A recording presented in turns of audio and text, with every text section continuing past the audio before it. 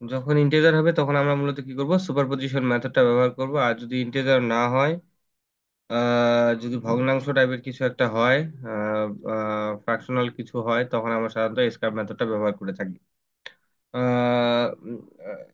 আবার বলা হয়েছিল যেটা গুণিতক আকারে থাকবে, যেমন হচ্ছে ধরেন 4 দেওয়া আছে, 8-এর বের করতে বলছে, তাহলে 8টা হচ্ছে 2 × 4, 4-এর গুণিতক, ওই জন্য আমরা সাধারণত সুপারপজিশন মেথড অ্যাপ্লাই করতে পারি। কিন্তু যদি এরকম কিছু বলা হয়ে থাকে যে 4 দেওয়া আছে, 3 আওয়ারের বের করতে বলছে, তখন আমাদের আসলে প্রবলেম হয়ে যায়, এটা সলভ করা আমাদের জন্য কষ্ট হয়। তো এটা আমরা সাধারণত কোন মেথডে করে থাকি, আমরা এসকার মেথডে করে থাকি।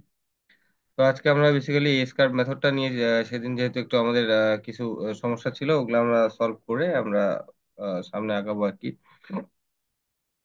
তো এসকার মেথডটাকে বলতেছে কি, এসকার method or the summation curve method is a hydrograph of direct surface discharge that would result from the continuous succession of the unit storm production of 1 centimeter in a hour, মানে ইন আওয়ার আর কি। একটা নির্দিষ্ট সময়ে আমাদের মূলত হচ্ছে কি যে কোনো একটা ডিসচার্জকে যখন আমরা 1 সেন্টিমিটার হাইটে প্রকাশ করে থাকবো, তখন আহ, আহ, এখানে কিন্তু বলছে যে অনেকগুলার হাইড্রোগ্রাফের সমন্বয়ে যখন একটা গ্রাফ আমরা তৈরি করব, তখন সেটা হচ্ছে কি মূলত আমাদের 1 সেন্টিমিটারে যদি হয়ে থাকে, তখন সেটা হচ্ছে আমাদের এস কার্ভ মেথডে করা হয় আর কি। If the time of the unit hydrograph and time interval are the same, এখানে বলতেছে যদি টাইম ইন্টারভেলটা এবং হচ্ছে কি আমাদের ইউনিট হাইড্রোগ্রাফটা সমান হয়, যেটা আমি আগেই বলছিলাম, যে আমাদের যদি ধরেন যে আমাদের 4 আওয়ারের একটা ইউনিট হাইড্রোগ্রাফ দেওয়া আছে, 4 আওয়ারের ইউনিট হাইড্রোগ্রাফ দেওয়া আছে, এবং আমাদের যে টাইম ইন্টারভেল গুলো দেওয়া আছে 4, 8, 12 এইভাবে দেওয়া আছে, যদি সেম হয় তাহলে হচ্ছে the used cumulative summation from the ordinate of the S curve from the first ordinate. অর্থাৎ ফার্স্ট অর্ডিনেট থেকে আমাদের কিউমুলেটিভ যোগফলটা শুরু করতে হবে। যেটা আমি বলছিলাম যে যদি আমাদের ওইরকম হয়, তাহলে আমাদের যে কিউমুলেটিভ, ধরেন যেটা 0 আছে, তারপর হচ্ছে 8 ছিল, তারপর 16 ছিল, তো আমরা কিউমুলেটিভ যোগ করার জন্য আমরা কি করবো, প্রথমে এই জিরোটা এখানে নিয়ে চলে আসবো, তো ফার্স্ট অর্ডিনেট থেকে কি করতে হবে, কিউমুলেটিভ যোগ করে যাইতে হবে। যদি আমাদের এই যে আমাদের এখানে 4 আওয়ার দেওয়া আছে, ইউনিট হাইড্রোগ্রাফটা 6 আওয়ারের দেওয়া আছে, এবং ইন্টারভেলটা যদি 6 আওয়ারের হয়, মানে ঠিক ওই সেম আওয়ারের ইন্টারভেল দেওয়া থাকে, অর্থাৎ আমরা যেমন 8 থেকে যদি 4 বাদ দিই তাহলে কি 4 পাওয়া যায়, যদি এই টাইপের হয়, তাহলে আমরা সাধারণত কিউমুলেটিভটা করবো কোথা থেকে, আমরা ঠিক প্রথম অর্ডিনেট থেকে বলবো। If the time of the unit hydrograph, পরের লাইনটা যেটা বলছে, তো বলছে if the time of the unit hydrograph is not same, then used cumulative summation from the ordinate of S curve by skip one ordinate. এখানে skip one অর্ডিনেটের কথা বলছে, তো এখানে একটা অর্ডিনেট স্কিপ করবো না, আমরা এখানে দেখতে হবে যে ইন্টারভেলটা কত আওয়ার পর পর দেওয়া আছে, ওইটার উপর ডিপেন্ড করে আমরা আসলে মূলত স্কিপ করবো। তো এখন আসেন, মূলত এখানে যে আমরা গ্রাফটা দেখতেছি সেটা হচ্ছে কি আমাদের অনেকগুলা স্কার, এটা কিভাবে করা হয়েছে আমি আগেই বলছিলাম যে আমাদের একটা ইউনিট হাইড্রোগ্রাফ দেওয়া আছে। তো এই ইউনিট হাইড্রোগ্রাফটাকে কি করতে হবে, আমাদের আরেকটা ইউনিট ইউনিট হাইড্রোগ্রাফ, মানে ধরেন যে 4 আওয়ারের দেওয়া আছে, আমাকে 2 আওয়ারের একটা ইউনিট হাইড্রোগ্রাফ করতে হবে। তাহলে আমরা কি করব, সাধারণত এই হাইড্রোগ্রাফ গুলোকে আমরা স্কিপ করবো, সরি ল্যাগ করব। তাহলে প্রথমে আমরা যে হাইড্রোগ্রাফটা আছে এটা হাইড্রোগ্রাফ বানাইলাম, পরে আবার একটা হাইড্রোগ্রাফ বানাইলাম, পরে আবার একটা হাইড্রোগ্রাফ বানাইলাম, স্কিপ ল্যাগ করব কতটুকু করে, যেমন এখানে 2 আওয়ারের জন্য আমাদের করতে হবে, প্রতি ক্ষেত্রে আমরা কি করবো, 2 আওয়ার করে ল্যাগ করতে থাকবো আর কি। 2 আওয়ার করে ল্যাগ করলে আমরা সাধারণত মূলত এই যে অর্ডিনেট গুলো ছিল যোগ করলে এরকম একটা গ্রাফ পাওয়া যাবে। এটা হচ্ছে দেখতে একটা স্কার্ভের মতো হবে, এটা গ্রাজুয়ালি ইনক্রিজ হবে, একটা সময় যায় এটা কনস্ট্যান্ট থাকবে, এটা আর চেঞ্জ হবে না, হ্যাঁ। তো এস কার্ভের ক্ষেত্রে, এস কার্ভ অর্ডিনেটের ক্ষেত্রে আমরা একটা জিনিস সবসময় খেয়াল রাখবো, যে যেখানে যায় আমাদের ডাটা কনস্ট্যান্ট হয়ে যাচ্ছে সেখান পর্যন্ত আমাদের হিসাব করতে হবে, পরে আর হিসাব করার দরকার নেই। এখন এখানে আসেন যে আমরা আসলে কতবার ল্যাগ করব, এটা একটা বড় ব্যাপার। যে আমি একটা যখন এস কার্ভের ডাটা বের করব, একটা ইউনিট হাইড্রোগ্রাফের ডাটা থেকে যখন একটা এস কার্ভের ডাটা বের করবো, তাহলে তো আমাকে এখানে অনেকবার ল্যাগ করবে, এখানে অনেকগুলো দেখাচ্ছে, ইনফিনিটি টাইম ল্যাগ করতে হতে পারে। তো এখন এখানে একটা রুলস আছে, ওই রুলস অনুসারে বা একটা ফর্মুলা আছে, ওই ফর্মুলা অনুসারে আপনি ল্যাগ করলেই হয়ে যায়, তাহলে মানে তার থেকে বেশি ল্যাগ করার প্রয়োজন হয় না। তবে আরেকটা নিয়মের কথা বলা হয়েছে, যে যখনই দেখবেন যে কোনো একটা ডাটা আসে, কনস্ট্যান্ট ডাটা, বারবার সেম একটা ডাটা আসতেছে, ওইখান থেকে ল্যাগ বাদ দিলে হয়। তো এইটা তো আপনি আসলে মানে অঙ্ক করতে থাকতে হবে, করতে থাকতে থাকতে আপনি কোনো এক সময় হয়তো পাবেন, কিন্তু যদি আপনি আগে জানে ফেলেন যে আমাকে কতবার ল্যাগ করতে হবে, তাহলে আপনি শিওর হয়ে ভাবে ল্যাগ করতে পারেন। অঙ্কটা একটু বড় হয়ে যাবে, কিন্তু ল্যাগ করলে আপনার হচ্ছে ডাটাটা পেয়ে যাবেন আর কি একটা সময় গিয়ে। তখন ল্যাগ করব কতবার, আমি নং অফ ল্যাগ কতবার করব, আমাদের যত আওয়ারের, টোটাল যত আওয়ারের আমাদের ডাটা দেওয়া আছে, ধরেন যে আমাদের এইভাবে 0, 2, 4, 6 এভাবে ডট ডট করে 10 আওয়ার পর্যন্ত একটা ইউনিট হাইড্রোগ্রাফের ডাটা দেওয়া আছে। আর ওই যে ইউনিট হাইড্রোগ্রাফটা দেওয়া আছে ওটা হচ্ছে কত আমাদের 2 আওয়ার ইউনিট হাইড্রোগ্রাফ। আমি আবার বলি, আমাদের মূলত দেওয়া আছে কি, আমাদের ডাটা দেওয়া আছে এই বরাবর আমাদের ডিসচার্জ গুলো দেওয়া আছে, যেমন 0 আওয়ার বরাবর ডিসচার্জ দেওয়া আছে, 2 আওয়ার বরাবর ডিসচার্জ দেওয়া আছে, 4 আওয়ার বরাবর ডিসচার্জ দেওয়া আছে, 6 আওয়ার বরাবর ডিসচার্জ দেওয়া আছে, এইভাবে আমাদের ডিসচার্জ গুলো দেওয়া আছে। তো এই ডিসচার্জ গুলো দেওয়া আছে কত আওয়ার পর্যন্ত, 10 আওয়ার পর্যন্ত, এবং ওই বরাবর আমাদের টাইমটা কত দেওয়া আছে, দুই, সরি, গ্রাফ ইউনিট হাইড্রোগ্রাফে দেওয়া আছে আমাদের 2 আওয়ার। তাহলে এখানে যে কথাটা বলতেছে আমার লং অফ ল্যাগ, মানে হচ্ছে কি total time of unit hydrograph, অর্থাৎ কতগুলো টাইমে ডাটা দেওয়া আছে উপরে ওটা বসাবো। তার মানে আমার 10। আর এখানে ডিউরেশন, ডিউরেশন মানে কত ডিউরেশন হাইড্রোগ্রাফ ছিল 2, তার মানে এটা কত হচ্ছে 5। তার মানে আমি যদি কোনো একটা ইউনিট হাইড্রোগ্রাফের সাপেক্ষে অন্য একটা ইউনিট হাইড্রোগ্রাফের এসক্রাফ ডাটা বা ওই ইউনিট হাইড্রোগ্রাফের এসক্রাফ ডাটা বের করতে চাই, তাহলে ওইটাকে আমাকে 5 বার ল্যাগ করতে হবে। এখন লেগ করব কত, কোথায়, মানে কত দূর করবো, এখানে বলছে যত আওয়ারের ইউনিট হাইড্রোগ্রাফ দেওয়া আছে বা টাইম ডিফারেন্স যত আওয়ার দেওয়া আছে, যে ঠিক বলছে প্রথম পয়েন্টটা, সরি এটা তো ভুল বললাম, এটা প্রথমে বলে ফেলছে আর কি। যেটা আমি এখানে ইংলিশে প্রথমে বললাম সেটা এখানে বলা আছে, যে আমাদের টাইম ডিফারেন্সটা আর ইউনিট হাইড্রোগ্রাফটা যদি সেম থাকে তাহলে আমরা কি করবো, প্রথম আওয়ার থেকে কিউমুলেটিভ করব। কিন্তু আমি এখন যেটা বলতে চাচ্ছিলাম এখানে, যে আমরা যে ল্যাগ করব, ল্যাগটা কত থেকে করব, যেমন ধরেন যে আমাদের 2 আওয়ার ইউনিট হাইড্রোগ্রাফ দেওয়া আছে, তাহলে আমাকে 5 বার ল্যাগ করতে হবে। তার মানে আমাদের এই যে 0 0 পর 2 আছে, এখানে প্রথমে আবার যে ডাটাটা আছে আসে বসবে, তারপর আবার কোথায় যায় বসবে 4-এ। এখন ধরেন কোনো কারণে এই ডাটাগুলো দেওয়া আছে একটু এলোমেলো করে, ডাটাগুলো একটু এলোমেলো করে দেওয়া আছে, কিরকম এলোমেলো করে, ধরেন যে 0 1 2 3 4 5 6 এই টাইপের কিছু একটা দেওয়া আছে। যদি এরকম দেওয়া থাকে তাহলে আমি এখন ল্যাগ করা শুরু করবো কোথা থেকে, তাহলে এই 0 স্কিপ করতে হবে, 1 কে স্কিপ করতে হবে, 2 কে, এই 2 এ যায় বসাইতে হবে, 2 এ যায় প্রথম ডাটাটা বসাতে হবে। আবার পরে যখন আবার দ্বিতীয়বার ল্যাগ করবো তাহলে কোথায় যায় বসাইতে হবে, 0 4 এ গিয়ে বসাইতে হবে। আবার পরের বার যখন ল্যাগ করবো কোথায় যায় বসাইতে হবে, আমাদের 6 এ গিয়ে বসাইতে হবে।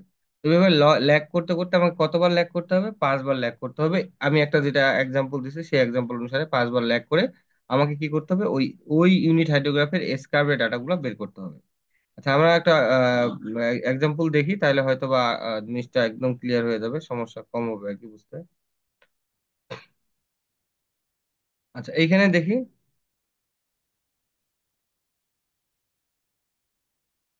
এই যে এটা হচ্ছে আমাদের 2 আওয়ার ইউনিট হাইড্রোগ্রাফের 0 2 4 6 10, 8 10 পর্যন্ত আমাদের এখানে পর্যন্ত ডাটা দেওয়া আছে। এই যে এই ডাটাগুলো আমাদের প্রশ্নের মধ্যে, এইটুকু ডাটা আমাদের প্রশ্নের মধ্যে দেওয়া আছে।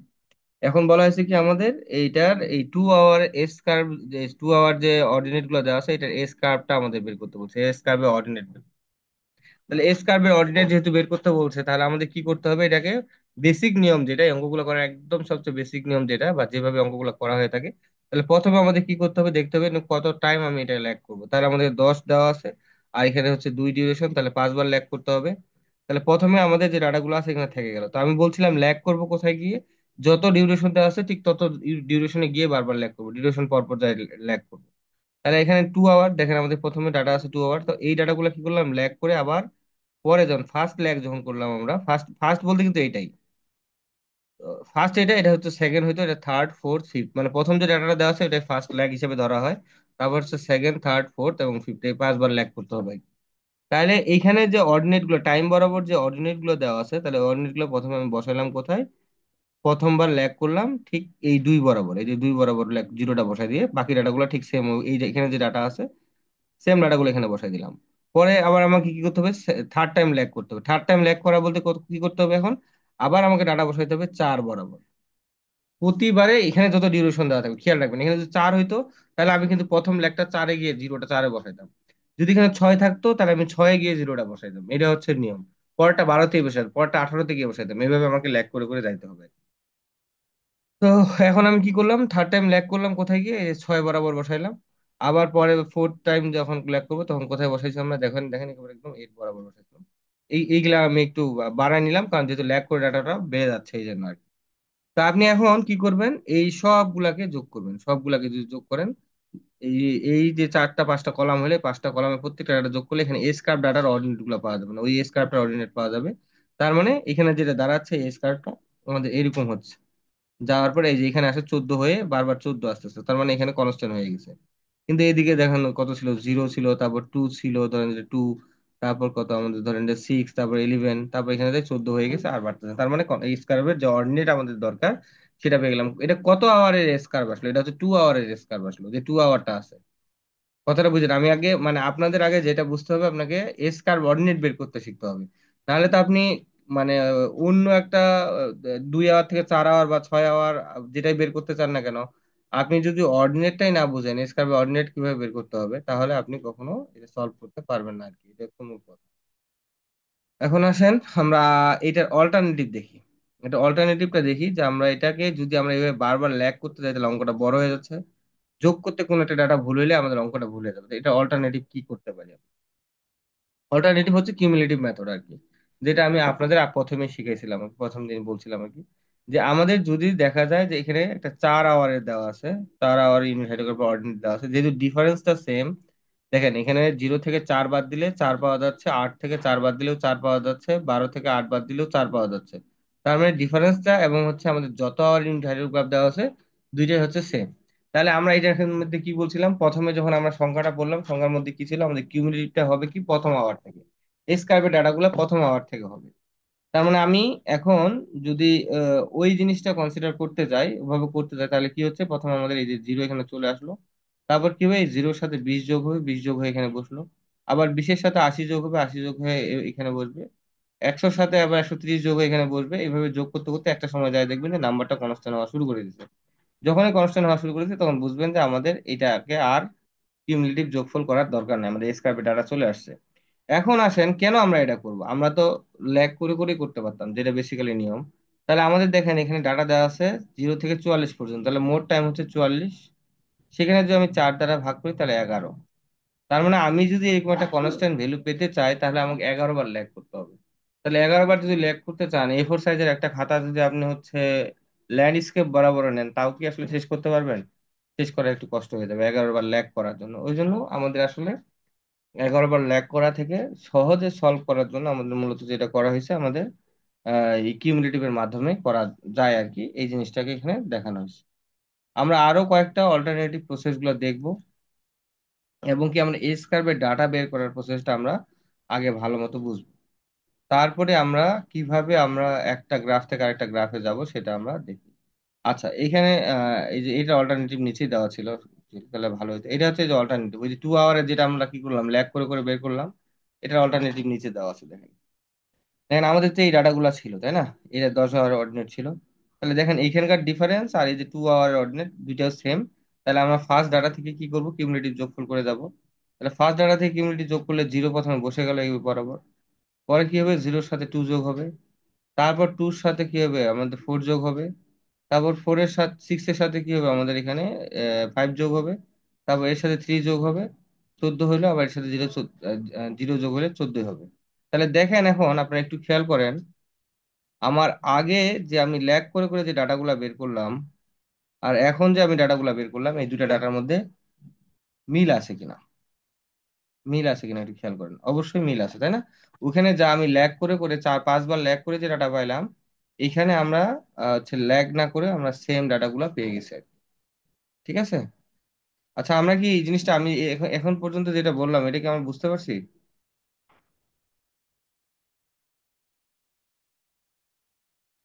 জি ভাই।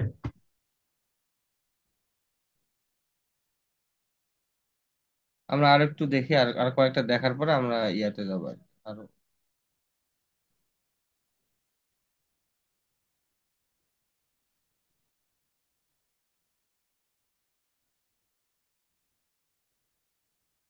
আচ্ছা, এইখানে দেখেন এটা একটু একটু আলাদা ওটার থেকে। এটা 2 আওয়ার অর্ডিনেট দেওয়া আছে, 0 থেকে কত বার দেওয়া আছে আমাদের, 6 পর্যন্ত দেওয়া আছে। তাহলে 0 থেকে 6 মানে 6/2 ইকুয়াল টু কত হচ্ছে আমাদের 3। তাহলে এটা আপনি ল্যাগ করে করতে পারেন, যেহেতু কম সংখ্যক বার আমাদের ল্যাগ করতে হবে। কিন্তু এখানে সমস্যাটা কি, আমাদের এখানে প্রবলেমটা কোথায় হচ্ছে সেটা আমাদের এখানে বুঝতে হবে। যে এইখানে কিন্তু আমাদের, এখানে কিন্তু আমাদের দেখেন এখানে যে ডিফারেন্স গুলো, আর এখানে যে যত ডিউরেশনের আমাদের স্কার্ভ দেওয়া আছে, দুইটা কিন্তু সেম না, একটু ডিফারেন্স আছে। ঠিক আছে না? তো এখানে আমরা ল্যাগটা কিভাবে করবো সেটা আমাদের বুঝতে হবে আর কি। তো প্রথমে অর্ডিনেট দেওয়া আছে, তাহলে আমাদের কি করতে হবে, এটা হচ্ছে ফার্স্ট ল্যাগ, এটা হবে সেকেন্ড ল্যাগ হবে আর কি, এটা সেকেন্ড হবে, এটা থার্ড হবে, থার্ড ল্যাগ হবে। তো এখন আসেন আমরা প্রথমে ল্যাগ করব, প্রথমবার ল্যাগ করবো। তাহলে আমাদের কি বলছিলাম, এখানে যত আওয়ার দেওয়া আছে ঠিক তত আওয়ারে গিয়ে ল্যাগ করতে হবে। তাহলে আমাদের এই জিরোটা বসবে কোথায় গিয়ে, এইখানে টু আছে যার বরাবর, টু তে গিয়ে যায় বলবো, তাহলে ফার্স্ট ল্যাগ, সেকেন্ড ল্যাগ হইলো আর কি। তাহলে একদম সিমিলারলি এখানে যা ডাটা আছে সবগুলো এখানে আমি এভাবে বসাই দেবো জিরো থেকে শুরু। এখন আমাকে থার্ড টাইম যখন ল্যাগ করবো, তাহলে এখন আমাদের আবার কি করতে হবে, এখানে টু তে বসালাম, এখন চলে যাইতে হবে কোথায় আমাদের, ফোরে। যেহেতু ডিউরেশন টু, যখন ফোর বরাবর আমি এখানে বসাই দিলাম। বসাই দিয়ে যখন আমি আবার কি করব, এই তিনটা যেহেতু আমার তিনবার ল্যাগ করতে হবে, আমাদের মোট তিনবার ল্যাগ হয়ে গেছে। এখন আমরা যদি এগুলো যোগ করি, যোগ করলে আমাদের এখানে অর্ডিনেট আসতেছে, দেখেন একটা সময় যাওয়ার পর 11 11 11 পাচ্ছি। তার মানে এটা স্কার ওই একটা সময় পর যায় কি হয়ে গেছে, এটা কনস্ট্যান্ট হয়ে গেছে। এখন এটার অল্টারনেটিভ কি? আমি আগেই বলছিলাম যে যদি দুইটার আমাদের যে এস কার্ভের যে ইয়াটা ডিউরেশনটা আর এই ডিফারেন্সটা যদি সমান হয়, তাহলে আমরা বেসিক্যালি কি করব, প্রথম ডাটাটা থেকে কিউমুলেটিভ করব, আমরা একটু আগে যেটা দেখলাম। কিন্তু এখানে দেখেন ডিফারেন্স আর ডিউরেশন দুইটাই সমান না, তার মানে এখানে প্রথম ডাটা থেকে কিউমুলেটিভ করা যাবে না, এখানে ডাটা কিছু পরিমাণে ডাটা আমাদের ছেড়ে দিতে হবে। এখন কত ছেড়ে দিব, কিভাবে করব, সেই জিনিসটা আমরা এখন এখানে দেখবো। সেটা হচ্ছে অল্টারনেটিভ মেথড, ওইটার একটা অল্টারনেটিভ মেথডের মাধ্যমে আমরা এটা দেখার চেষ্টা করি। খেয়াল করো। তো আমাদের এখানে দেখেন এই ডাটা থেকে গেল। এখন আমি বেসিক্যালি আমরা যেটা করছিলাম, প্রথমে আমরা যেটা করছিলাম আর কি, সেটা হচ্ছে কি আমাদের যত ডিউরেশন দেওয়া আছে ওই বরাবর আমরা ডাটাগুলোকে নিয়ে চলে আসবো। দেখেন আমাদের 2 আওয়ার ডিউরেশন দেওয়া আছে, যে 2 আওয়ার বরাবর আমরা 038 পর্যন্ত নিয়ে চলে আসলাম। তারপর আমি কি বলছিলাম, আমাদের পরে যেটা করতে হবে সেটা হচ্ছে কি আমাদের, এখন আমাদের কিউমুলেটিভ যোগ করতে হবে, তাই তো? তারপর বলছিলাম আমাদের কিউমুলেটিভ যোগ করতে হবে, কিভাবে যোগ করতে হবে, উপরটা থেকে শুরু করে, উপর ডাটাটা থেকে তার নিচে ডাটাটার সাথে আমাদের যোগ করে করে যাইতে হবে আর কি। তার মানে এই জিরোকে আমি কত সাথে যোগ করলাম, আমরা এখানে খেয়াল করেন, এই জিরোকে যোগ করলাম হচ্ছে আমরা এই এটের সাথে, যোগ করে বসাইলাম হচ্ছে এইখানে, তো মোটা আসলো কেন, এখানে বসাইলাম 8। ঠিক আছে। তারপরে আমরা কি করব, এই তিনের সাথে যোগ করব হচ্ছে ছয়কে, ছয়কে যোগ করে বসাবো হচ্ছে এখানে 9। আবার আটের সাথে যোগ করব হচ্ছে আমরা কতকে, এইখানে হচ্ছে তিনের সাথে, তাহলে আট তিন কত হচ্ছে 11। নয়ের সাথে যোগ করব কতকে আমরা, দুইকে, তাহলে হচ্ছে কত, 11। আবার 11-এর সাথে জিরোকে যোগ করলে 11। এখন এই যে বারবার আপনার টানতে হচ্ছে বা কনসেন্ট্রেশনটা অনেক বেশি রাখতে হচ্ছে, এটা একটা প্রবলেম হতে পারে। তো এটা একটা সহজ প্রসেস আছে, যে আপনি মাঝখানে একটা কলাম কলাম নেবেন, যেটাকে বলতেছে আমরা এডিশন। এডিশন একটা কলাম নিয়ে নিলেন আপনি, মানে আমরা এস কার্ভের সাথে যেটা যোগ করব সেটা এডিশন কত, সেটা আমরা এরকম একটা এডিশনের ঘর আমরা আলাদাভাবে কলাম নিয়ে নেব, তাহলে আমাদের আর এই বিষয়টা নিয়ে প্রবলেম হবে না। তো প্রথমে আমাদের যে কাজ সেটা হচ্ছে কি, আমরা প্রথমে এই তিনটা ডাটা যেহেতু আমাদের 2 আওয়ারের দেওয়া আছে, তাহলে আমাকে যেহেতু ডিফারেন্সটা সমান না, তাহলে আমি এই ডাটাগুলো ঠিক ওই পর্যন্ত সেম লিখবো, ওই পর্যন্ত সেম লিখবো। আমি আবার বলি, ঠিক আমরা যেমন এখানে ল্যাগ করার সময় প্রথমে 2 আওয়ারে বসাইলাম, ওই 2 আওয়ার পর্যন্ত যা ডাটা আছে ওই ডাটাগুলোকে আমরা একদম সেম টু সেম এখান থেকে নিয়ে আসে সেম টু সেম এখানে বসাই দেবো। বসাই দেওয়ার পর এই ডাটাগুলোকে আবার আমরা এইখানে বসাই দেবো, কত বরাবর, ঠিক এই 2 আওয়ার বরাবরই ওই তিনটা ডাটাকে বসাবো। ঠিক আছে। এখন এই তিনটা বসানোর পরে আমরা কি করব, প্রথমে এখন দেখেন যে আমি এই জিরোর সাথে 8 যোগ করলে এখানে 8 হয়, আবার 6-এর সাথে 3 যোগ করলে এখানে 9 হয়, 3-এর সাথে 8 যোগ করলে এটা 11 হয়। এখন এইটা বসানোর পর এই দেখেন 8 পর্যন্ত বসাই দিলাম না, এখানে আমরা যখন কিউমুলেটিভ করি আমরা তো এই ডাটাগুলো নেই, তাই তো? তখন আবার কি এই তিনটা বসানোর পর এখানে যে নাম্বারটা আসছে সেটা এখানে বসবে। আবার এডিশনের ক্ষেত্রে এইখানে পরে পরবর্তী যোগ করার পর এখানে যে নাম্বারটা আসছে এখানে বসাবেন। শুধু হুবাহুব কোনটা বসবে এটা আরো দেখাবো, আমি আরো ক্লিয়ার হয়ে যাবে। হুবাহুব কোনটুকু বসবে, হুবাহুব বসবে হচ্ছে এই প্রথম যে যত ডিউরেশনে দেওয়া আছে এই ডিউরেশন বরাবর যে ডাটাগুলো দেওয়া আছে এই ডাটাগুলো হুবাহুব এখানে বসে যাবে। কিন্তু এর পরবর্তী ডাটা কোনটা বসবে, এই পরবর্তী ডাটা কিন্তু এই 6 বসবে না, এই পরবর্তী ডাটা বসবে কি এইখানে যা আছে, কারণ আমরা কিউমুলেটিভ যোগের ক্ষেত্রে কি দেখলাম, বিষয়টা একদম ক্লিয়ার হবে না। আমরা কিউমুলেটিভ যোগের ক্ষেত্রে কি দেখলাম, কিউমুলেটিভ যোগের ক্ষেত্রে দেখলাম আমরা জিরোর সাথে, এখানে খেয়াল করেন, এখানে টেক্সটের কলামটা ডিস্টার্ব করতেছে। এই জিরোর সাথে 8 যোগ করে কিন্তু আমরা 8 বসাইছি, 6-এর সাথে 3 যোগ করে কিন্তু আমরা এখানে 9 বসাইছি, 9-এর সাথে সরি 8-এর সাথে 3 যোগ করে আমরা এখানে 11 বসাইছি। তো মানে আমি এখানে যেটা বলতে চাচ্ছি, এই পর্যন্ত ডাটাটা সেম এখানে আসতেছে, কিন্তু পরের কিউমুলেটিভ নাম্বার এই যোগফল, পরের কিউমুলেটিভ যে যোগফলটা আসছে সেটা কোনটা, এই যে এইটা, কারণ আমরা 9-এর সাথে 2 যোগ করে কিন্তু এখানে 11 বসেছি দেখেন। নয়ের সাথে 2 যোগ করে কিন্তু আমরা এখানে 11 বসাইছি। তার মানে এই এডিশনে পরের নাম্বারটা কত হবে, এই 8-এর পরে যোগ করার পর যে নাম্বারটা পাবো সেটা এডিশনে যায় বসবে। পরে আবার এগুলা সিমিলারলি এই নিচ থেকে আসবে, কারণ আপনি যোগ করতে থাকবেন, এখানে যোগ করে বসাবেন, ওটা আবার এখানে বসাই দিবেন, এখানে যোগ এটার সাথে এটা যোগ করে এখানে বসাবেন, বসাবার এটা নিচে দিয়ে দিবেন, এটার সাথে এটা যোগ করে এখানে বসাবেন, এটা বসায় আবার নিচে দিয়ে দিবেন। তাহলে আপনার এই এডিশন কলামটা নিয়ে নিলে আপনার আর ওই টেনশনটা হবে না যে আমার কোনো একটা ছাড়া যাচ্ছে কিনা বা আমি কোনো একটা ছেড়ে দিচ্ছি কিনা। ওইটা আপনার কাছে তখন ইজি হয়ে যাবে। আমরা এইটা একটু ভালো করে দেখি, আশা করি এটা যদি আপনারা বুঝে যান তাহলে আর এই মানে বিষয়টা সমস্যা হবে না। আমি কিন্তু সবারই ফিডব্যাক নেওয়ার চেষ্টা করব। আমার এখানে দেওয়া আছে একটা 4 আওয়ারের, কিন্তু ডিউরেশন গুলো দেওয়া আছে 2, 4, 6 করে। তার মানে ডিউরেশন এই 0 থেকে, যদি আমরা 2 থেকে 0 বাদ দিই তাহলে 2 হয়। তাহলে এটা এটা মিলে না, তার মানে আমরা এজ ইউজুয়ালি প্রথম ডাটা থেকে কিউমুলেটিভ যোগফল করতে পারবো না, আমাদের এখানে স্কিপ করে করে করে আমাদের যোগ করে যাইতে হবে। তাহলে আমাদের এই অর্ডিনেট গুলো দেওয়া আছে অ্যাকচুয়ালি, পরীক্ষার মধ্যে আমাদের এই অর্ডিনেট গুলো প্রশ্নের মধ্যে দেওয়া আছে, এটা কিন্তু খুব ইম্পর্টেন্ট একটা প্রশ্ন। তো এই অর্ডিনেট গুলো আমাদের দেওয়া আছে, তাহলে আমাদের একটা অ্যাডিশন কলাম আমাদের নিতে হবে। তো অ্যাডিশন কলামে আমরা ডাটা কোথা থেকে বসাবো? তাহলে আমরা এখানে 4 আছে, তার মানে এই 4 পর্যন্ত যে ডাটাগুলো দেওয়া আছে, এই ডাটাগুলো 4 থেকে হুবাহুব নিচ পর্যন্ত বসাই দিব। নিচ পর্যন্ত বসাই দিলাম হুবাহুব, 4 থেকে ওই ল্যাগ করার সিস্টেম মতো। কিন্তু ল্যাগ এখানে কিন্তু ল্যাগ হচ্ছে না, কিউমুলেটিভ যোগ হবে, ওই জন্য শুধু 4 পর্যন্ত যে ডাটাগুলো আছে এডিশনের ঘরে, 4 পর্যন্ত যে ডাটাগুলো আছে এই ডাটাগুলো হুবহু আমি বসাই দিব। ঠিক আছে, এখন আমরা যেটা করব, আমরা যোগ করব। এই যে এটার সাথে এটা যোগ করলে কি হচ্ছে আমাদের এখানে, সরি,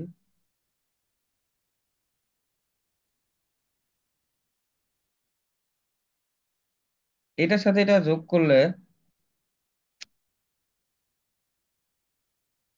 এটার সাথে এটা যোগ করলে কত হচ্ছে আমাদের এখানে, 3.1 এর সাথে 0 যোগ করলে হচ্ছে আমাদের 3.1, আবার 10-এর সাথে 6.6 যোগ করলে হচ্ছে 10.6। ঠিক একইভাবে আমাদের 13-র সাথে 3.1 যোগ করলে হচ্ছে 16.1। এখন এর পরে যে দুইটা ডাটা আছে, এই যে পরের দুইটা ডাটা, এই দুইটা ডাটাকে কি করবো আমরা, এই যে দুইটা ডাটা পাইলাম এই দুইটা ডাটা নিচে আসে বসাই দিই, বসাই দিয়ে আবার এই দুটো যোগ করব, এই দুটো যোগ করে এখানে বসাবো, আবার এই দুটো যোগ করে এখানে বসাবো, পরে যে আবার দুইটা ডাটা পাইলাম ওই দুইটা বাদে ওইটা আনে আমরা কি করবো, এডিশন এখানে বসাবো, তখন এটার সাথে এটা যোগ করো, যোগ করে এখানে বসাই দিবো। এইভাবে যদি আমরা যোগ করে করে যাই তাহলে আমাদের ভুলটা কমে যাবে আর কি। তেমন কোনো কিছু না, কিন্তু এখানে ভুলটা কমে যাওয়ার সুযোগ, মানে ভুলটা হওয়ার সম্ভাবনা আপনার কমে যাবে। ঠিক এইভাবে আপনি স্কার্ভের ডাটাগুলো বের করে নিতে পারবেন খুব সহজে আর কি। যে কোনো একটা অর্ডিনেটের স্কার্ভের ডাটা সহজে বের করা যাবে। আচ্ছা, এটা কি বুঝতে পারছি কিনা বলেন, কারো কোনো সমস্যা আছে? বুঝতে পারছি ভাই। আচ্ছা, তাহলে এখন এইটা, এই যে এখানে একটা 6 আওয়ারের দেওয়া আছে, অনেক বড় একটা অঙ্ক দেওয়া আছে, হ্যাঁ। এটা এটা প্র্যাকটিস করবেন আর কি, কিভাবে আমরা অ্যাডিশনটাকে নিয়ে আসলাম। আমি প্রথমে আবার একটু খালি বলে দিই, যে 6 আওয়ারের দেওয়া আছে, 6 আওয়ার পর্যন্ত যে ডাটাগুলো আছে এটা আমরা ওই 6 থেকে নিচ পর্যন্ত ঠিক করে বসাই দিব। তারপর এই যে এটার সাথে এটা যোগ করে এখানে বসলো, এটার সাথে এটা যোগ করে এখানে বসলো, এটার সাথে এটা যোগ করে এখানে বসলো। পরে আবার এখানে যে দুটো ডাটা পাইলাম এই দুটো ডাটা নিচে বসাই দিব, আবার এগুলা যোগ করে এখানে বসাবো, আবার ওটা আনে এখানে বসাই দিব। তাহলে আপনার কাছে এই জিনিসটা আর ভুল হবে না, সহজ হয়ে যাবে আর কি। নিজে প্র্যাকটিস করলে ইনশাল্লাহ আশা করি আর সমস্যা হবে না এটা নিয়ে। আচ্ছা, এখন আসি আমরা এস কার্ভ দিয়ে আমরা সাধারণত একটা একটা ডিউরেশন থেকে আরেকটা ডিউরেশন আমরা কেমনে নিব, এটা স্টেপ আছে। স্টেপটা হচ্ছে, ধরেন যে আমাদের ডি আওয়ারে একটা এস কার্ভ দেওয়া আছে, সেখানে আমাদের টি আওয়ারের একটা সরি, ডি আওয়ারের একটা ইউনিট হাইড্রোগ্রাফ দেওয়া আছে, আমাকে এখানে টি আওয়ারের একটা ইউনিট হাইড্রোগ্রাফ করতে হবে বা বানাইতে হবে। আমরা কিভাবে বানাবো? তাহলে প্রথমে এখানে বলছে যে consider to D S curve, S এবং এস বি। তাহলে হচ্ছে আমাদের এই যে ডি আওয়ারের যেটা এস কার্ভটা দেওয়া আছে, আমাদের ওখানে দুইটা এস কার্ভ বানাইতে হবে, একটা হচ্ছে এস এ আর একটা হচ্ছে এস বি। আমাদের দুইটা এস কার্ভ হবে, আমি চিত্রের মাধ্যমে দেখা দিচ্ছি, পরে আগে স্টেপ গুলা পড়ি। Now S curve is lag to S A curve by T hour. তার মানে আমি প্রথমে দুইটা এস কার্ভ বানাবো, একটা এস এ আর একটা হচ্ছে এস বি। এই এস এ এবং এই এস বি কার্ভটাকে আমাকে ল্যাগ করতে হবে। কত ল্যাগ করতে হবে? যত আওয়ারের বের করতে বলছে। আমি আগে বলি, ডি আওয়ারের একটা, সরি, ডি আওয়ারের একটা আমাদের ইয়া ছিল আর কি, ইউনিট হাইড্রোগ্রাফ ছিল। সেই ইউনিট হাইড্রোগ্রাফটাকে ইউনিট হাইড্রোগ্রাফ দুইটা আমাদের এস কার্ভের ডাটা বের করতে হবে, একটা হচ্ছে এস এ, একটা হচ্ছে এস বি। তারপর আমাকে এস বিটাকে ল্যাগ করতে হবে। কত ল্যাগ করব? যত আওয়ারে ধরেন যে আমাকে টি আওয়ার অর্থাৎ আমার 6 আওয়ারের একটা ইউনিট হাইড্রোগ্রাফ দেওয়া আছে। আমার 6 আওয়ারের দুইটা স্কার্ভ করব, একটা আছে এস এ আর একটা আছে এস বি।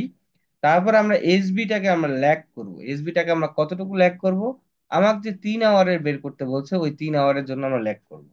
3 আওয়ারের জন্য ল্যাগ করে আমরা যে একটা ইয়া পাবো, একটা ইউনিট হাইড্রোগ্রাফ যে একটা হাইড্রোগ্রাফ পাবো, সেটা হবে ডিরেক্ট রান অফ হাইড্রোগ্রাফ। আমি পরে বলতেছি এটা, এই বাংলা লিখে দিচ্ছি, যত আওয়ারে বের করতে হবে ঠিক তত আওয়ার ল্যাগ করতে হবে আর কি। স্টেপ টু, পরের স্টেপে আমরা যেটা করবো, the ordinate of S curve subtract to the S A curve, অর্থাৎ আমার এই ল্যাগ করার পর এস এ থেকে আমাকে এস বি কার্ভের ডাটাগুলো বাদ দিতে হবে। যদি আমরা বাদ দিই তাহলে একটা রেজাল্টিং কার্ভ আসবে, সেটা হচ্ছে ডিরেক্ট রান অফ হাইড্রোগ্রাফ। সেটা হচ্ছে আমাদের এই ডিরেক্ট রান অফ হাইড্রোগ্রাফটাকে আমাদের একটা পরবর্তীতে আমাদের একটা ইউনিট হাইড্রোগ্রাফে রূপান্তরিত করতে হবে। এখন ইউনিট হাইড্রোগ্রাফ প্রথমে আমাদের যেটা জানতে হবে, এখানে যদি এটা আর ইউনিট হাইড্রোগ্রাফ থাকলো না, বিয়োগ করার পর ডিরেক্ট রান অফ হাইড্রোগ্রাফ হলো, তাহলে এইটা কত আওয়ারে ডিরেক্ট রান অফ হাইড্রোগ্রাফ সেটা আমাদের জানতে হবে। সেটা হচ্ছে কি, আপনার সহজ কথায়, আপনার ধরেন যে 3 আওয়ারের 6 আওয়ারের দেওয়া আছে, 3 আওয়ারের বের করতে বলছে। তার মানে আমরা যদি 1 আওয়ারের বের করতে চাই তাহলে কি হচ্ছে আমাদের 3/6। তাহলে এই যে 3/6টা আসলো সেটা হচ্ছে সেই আওয়ারের ডিরেক্ট রান অফ হাইড্রোগ্রাফ, অর্থাৎ এই অর্ডিনেটের ডিরেক্ট রান অফ হাইড্রোগ্রাফ।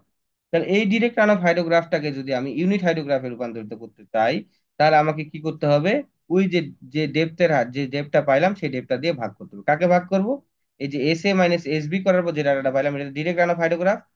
কত সেন্টিমিটারের এটা, 3/6 সেন্টিমিটারের একটা হচ্ছে আপনার ডিরেক্ট রান অফ হাইড্রোগ্রাফ। এখন এটাকে যদি আমি ইউনিট হাইড্রোগ্রাফ করতে চাই তাহলে এই অর্ডিনেট দিয়ে ভাগ করে দিতে হবে। আমরা জানি যে ইউনিট হাইড্রোগ্রাফ সমান সমান হচ্ছে ordinate of direct run off hydrograph divided by হচ্ছে কি ডেপথ অফ রেইনফল। তাহলে এটা হচ্ছে ডেপথ অফ রেইনফল। তাহলে আমি এখন কি করবো, এটা হচ্ছে আমাদের ডিরেক্ট রান অফ হাইড্রোগ্রাফের ordinate minus depth of rainfall দিয়ে আমরা যদি ভাগ করে দিই, অর্থাৎ টি/ডি দ্বারা যদি ভাগ করে দিই, তাহলে যে ডাটাটা পাবো সেটা হচ্ছে ওই 3 আওয়ারের ইউনিট হাইড্রোগ্রাফের ডাটা। এটা হচ্ছে স্টেপ। এখন আমরা একটা চিত্র দিয়ে বুঝিয়ে,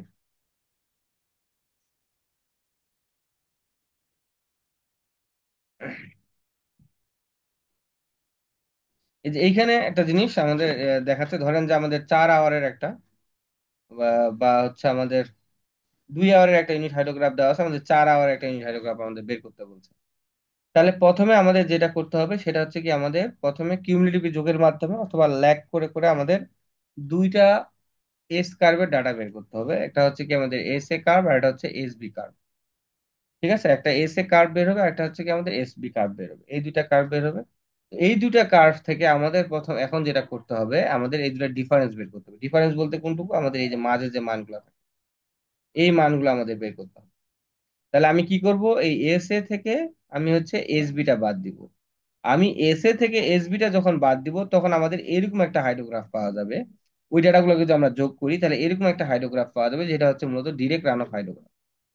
এখন এই ডিরেক্ট রান অফ হাইড্রোগ্রাফটা কত কত আওয়ার, মানে কত সেন্টিমিটারের, তাহলে কেমনে আমাদের কত ছিল, দুই দুই সেন্টিমিটারের 2 আওয়ারের ছিল, 4 আওয়ারের বের করতে বলছে।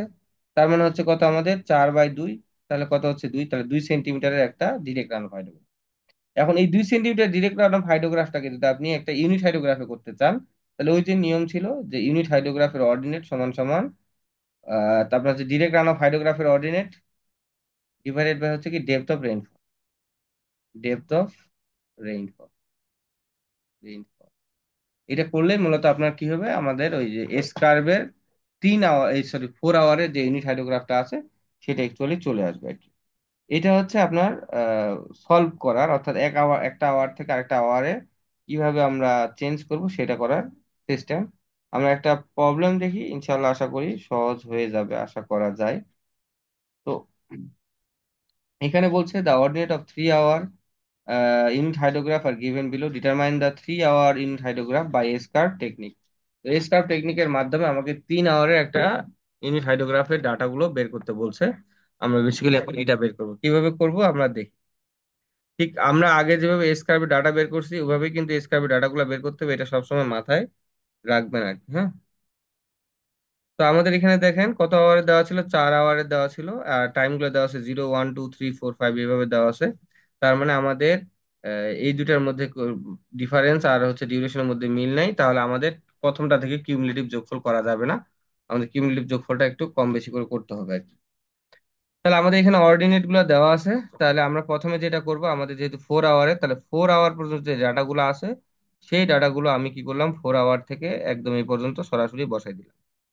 বসায় দেওয়ার পর এটা হচ্ছে এডিশন। তা এখন আমরা কি করব, জাস্ট এই যে এইগুলা এখানে নিয়ে চলে আসলাম, এই বরাবর সব নিয়ে চলে আসলাম। আসার পর এটা এর সাথে এটা যোগ করে এখানে বসাইলাম, এটার সাথে এটা যোগ করে এখানে বসাইলাম, এটার সাথে যোগ করে এখানে বসাইলাম।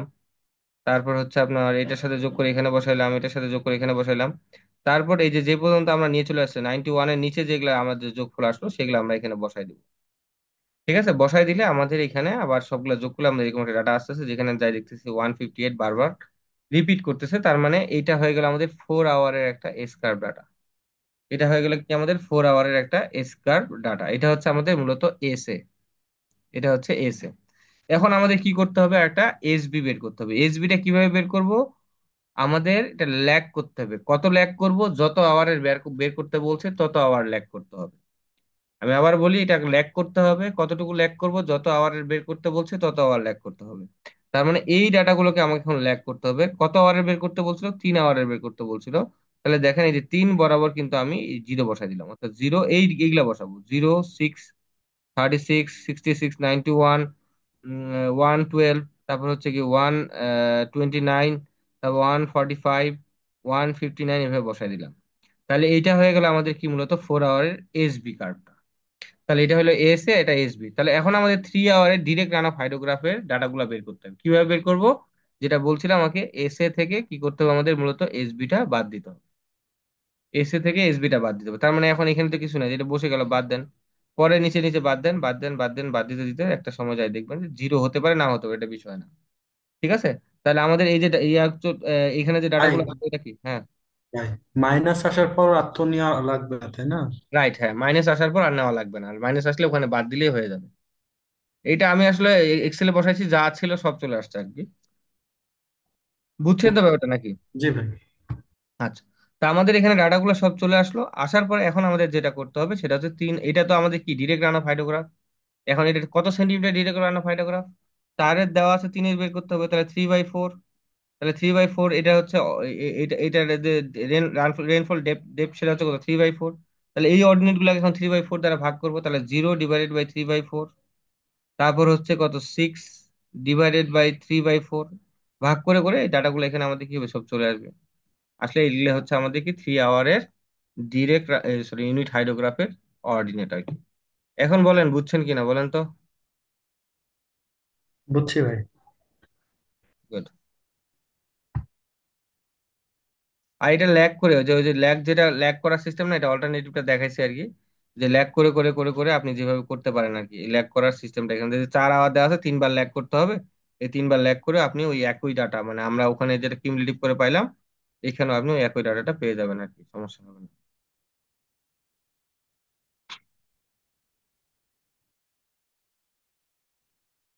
আচ্ছা, এটা 6 আওয়ারের দেওয়া আছে, 4 আওয়ারের বের করতে বলছে। নিজে করবেন। 6 আওয়ারের দেওয়া আছে, 4 আওয়ার বের করতে বলছে, যা বলছি ঠিক একই সিস্টেমের। এখানে মজার ব্যাপার হলো, এখানে ডিউরেশনটা আর এটা সমান, তাহলে প্রথমটা থেকে আমরা কিউমুলেটিভ যোগফল করে যাইতে পারবো। তেমন আর কোনো সমস্যা হবে না। একটু বলে দিই, যেহেতু একটা একটু আবার একটু চেঞ্জ হয়ে গেল আপনাদের জন্য। সেটা হচ্ছে কি, মূলত আমাদের দেখেন, আমাদের এখানে যে ডিউরেশন দেওয়া আছে আর যত আওয়ারের দেওয়া আছে, সেটা হচ্ছে আমাদের ডিউরেশনটা 6 আওয়ারের। আর এটার ডিফারেন্সটা হচ্ছে প্রতি ক্ষেত্রে 6 করে। তার মানে ফার্স্ট ডাটা থেকে কিউমুলেটিভ করতে পারবো আর কি। তার মানে এই ডাটাগুলো দেওয়া আছে, এখন আমরা কিউমুলেটিভ যোগফল করবো, জিরো বসাই দিলাম, 40-এর সাথে জিরো যোগ করলাম।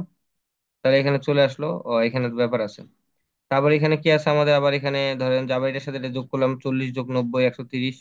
তারপর হচ্ছে কত, আমাদের এটার সাথে এটা যোগ করলাম, তাহলে কত হচ্ছে আমাদের 230। এবার যোগ করে করে আমাদের ডাটাগুলো চলে আসলো। এখন এখানে যে প্রবলেমটা, আমাদের তো এখানে 6 আওয়ারের দেওয়া আছে, 4 আওয়ারের বের করতে বলছে, কিন্তু এইখানে যে ডিউরেশন গুলো দেওয়া আছে ভাই দেখেন তো, এই ডিউরেশন গুলো থেকে কোথাও 4 দেওয়া আছে?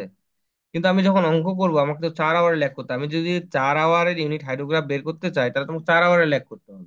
তা আমি এখন কেমনে করবো, আমার 4 আওয়ারের ল্যাগ কিভাবে করবো? আমাকে এটা 4 আওয়ারের ল্যাগ করা ছাড়া আমি পাবো না, কারণ আমার এখানে আবার সমস্যা হচ্ছে, আমাদের এখানে 4 আওয়ারের দেওয়া নাই। তাহলে আমাদের এখন কি করতে হবে, আমাকে ডাটাগুলো 4 আওয়ারের জন্য বের করে নিতে হবে।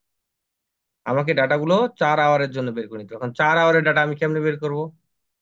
মানে এখানে ছয় ছয় আওয়ার আওয়ার ডিফারেন্স দেওয়া আছে না, কিন্তু আমি এখন ডিফারেন্সটা করে নিব 4 আওয়ার পর পর।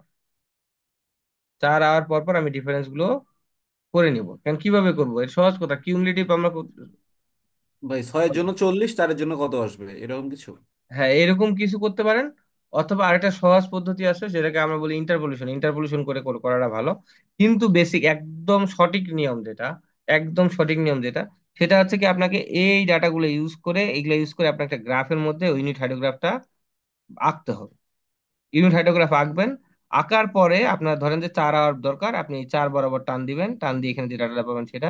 আমি যেটা ইন্টারপোলেশন করে বের করতেছি, বা 4-এর জন্য কত, 8-এর জন্য কত, এভাবে যেটা করতেছি, এটা তো একটা অ্যাপ্রক্সিমেট মেথড বলতে পারেন। এটা একজ্যাক্ট ডাটাটা আসতেছে না, এটা কিন্তু একদম অথেন্টিক ডাটা আসবে না।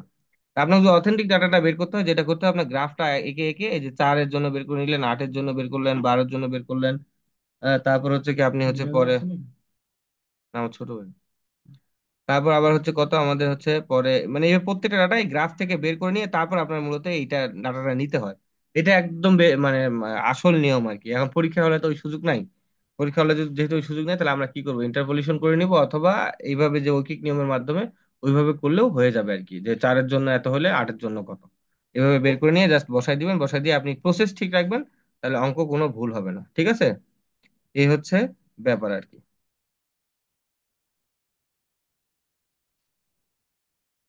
আর কি, আর কিছু না, এই স্কার্ভের যদি আর কোনো প্রশ্ন থাকে আপনার প্রশ্ন করতে পারেন, আমি যতটুকু জানি। ক্যালকুলেশন একটু দেখায় দেন। হ্যাঁ ভাই, কোনটা, ইন্টারপোলেশনটা? জি। ও,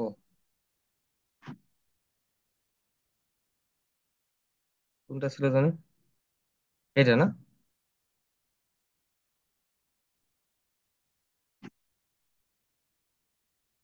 আচ্ছা দেখেন, আমাদের চার চার আছে কার কার মাঝে, 0 এবং 6-এর মাঝে চার আছে, তাই তো? তাহলে এখন আসেন, আমরা প্রথমে কি করলাম, 6 - 4 / 6 - 0, মানে এই লিমিটের মধ্যে ডাটা নিলাম, আমার 4-এর দরকার। তাহলে 6-এর জন্য আমাদের কত ছিল, 6-এর জন্য ছিল 40। আমাকে 4-এর জন্য বের করতে হবে, তাহলে এখানে এক্স বসাই দিলাম। ক্যালকুলেটার করবে নাকি, একবারে ক্যালকুলেটার একবারে বসাই দিয়ে খালি ডাটাগুলো চেঞ্জ করবে, তাহলে হয়ে যাবে। ABC আকারে বসাই দিলে আপনার খালি বারবার খালি মানগুলো বসাইতে হবে, চেঞ্জ করতে হবে না। তাহলে এখন আসেন, 6-এর জন্য ম্যাক্সিমাম কত।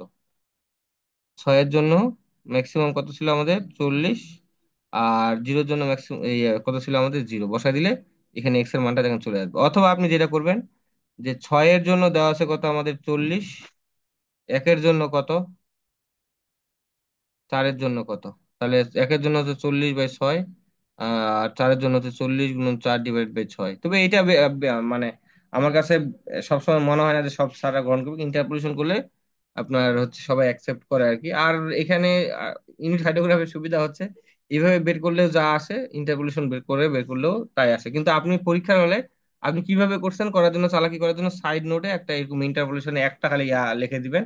বাকিটা আপনি ঐকিক নিয়মের মতোই করে দিবেন, সমস্যা হবে না। এটা চালাকি আর কি, আর কিছু না। বুঝছেন ভাই, যাদের ইন্টারপোলেশনের সমস্যা হচ্ছিল? জি ভাই ভাই। একটু আরেকবার বলেন ইন্টারপোলেশনটা একটু। আল্লাহ বাঁচাও, ইন্টারপোলেশন না পারলে তো হবে না রে। ইন্টারপোলেশন তো এটা অনেক আগে পড়েছেন, আপনার অনেক আগে পড়ে আসছেন তো। জি ভাই পড়ছিলাম ভাই, কিন্তু ইন্টারপোলেশন হচ্ছে মূলত কি, আমাদের ধরেন যে এরকম একটা গ্রাফ থেকে আমরা ইন্টারপোলেশন করি, হ্যাঁ, এরকম একটা ডাটা থেকে আমরা ইন্টারপোলেশন করি। তো এইটা হচ্ছে মূলত আমাদের, ধরেন যে আমি এখানে বোঝার জন্য বুঝলাম যে এটা হচ্ছে আমাদের 0, আর এটা ধরেন যে আমাদের 6। ঠিক আছে? মানে এইভাবে না দিলে বেশি ভালো হয়, আমরা অন্যভাবে দিই ডাটাটা। তার মানে এটা এই বরাবর, ধরেন যে এই বরাবর এটা হচ্ছে আমাদের ধরেন 0, বুঝার জন্য, কিন্তু আবার বললেন না যে 0 এখানে কেন আসলো। এটা 0, আর এটা ধরেন যে 6, এই 0 বরাবর হচ্ছে এটাও 0। আর এইটা হচ্ছে আমাদের 6 বরাবর কত, 6 বরাবর হচ্ছে আমাদের আছে 40। তো আমাকে মাঝে কোনো একটা ডাটা বের করতে হবে না ভাই, মাঝে কোনো একটা ডাটা বের করতে হবে, সেটা হচ্ছে 4 আওয়ারের জন্য। তো 4 আওয়ার বরাবর এটা হচ্ছে এক্স, 4 আওয়ার বরাবর এটা হচ্ছে এক্স এর ডাটাটা আমাকে বের করতে হবে। তাহলে আমরা যেটা কম্পেয়ার করি, আমরা প্রথমে আমরা যে 6-এর জানি, 4-এরটা আমাকে বের করতে হবে। যে 6 এবং 4-এর মধ্যে ডিফারেন্স হচ্ছে 2, আপনি এভাবে লিখতে পারেন গ্রাফ করে, তো গ্রাফ তো করবেন না, এভাবে করবেন নাকি, 6 আর 4-এর মধ্যে ডিফারেন্স 2। এখন আমাদের ম্যাক্সিমাম মিনিমামের মধ্যে ডিফারেন্স নিতে হবে। ম্যাক্সিমাম হচ্ছে 6, মিনিমাম হচ্ছে কত, 0। এখন ওই বরাবর ডাটা বসান, 6-এর জন্য কত দেওয়া ছিল, 6-এর জন্য ডাটা দেওয়া ছিল হচ্ছে 40। 4-এর জন্য বের করতে হবে, 4-এর জন্য আমরা কত ধরে নিচ্ছি, এটা হচ্ছে ধরে নিচ্ছি হচ্ছে এক্স। আবার 0, সরি, নিচে তো 6 আছে, তাহলে 6-এর জন্য 40। আবার এখানে কত, 0-এর জন্য কত, 0-এর জন্য আমরা ধরে নিচ্ছি হচ্ছে 0। এখন যদি আমরা সলভ করি, তাহলে এক্স এর ভ্যালুটা এখান থেকে চলে আসবে। বুঝছেন কি? জি ভাই, বুঝতে পারছি ভাই, ধন্যবাদ। অনেক সুন্দর করে বুঝাইছেন। আচ্ছা।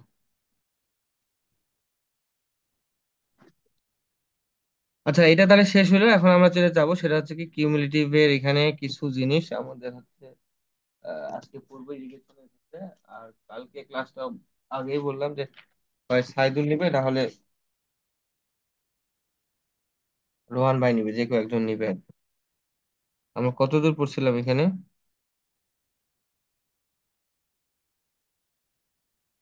আচ্ছা, আজকে আমরা হচ্ছে কনজামটিভ ইউজ অফ ওয়াটার এটা আমরা পড়বো আর কি।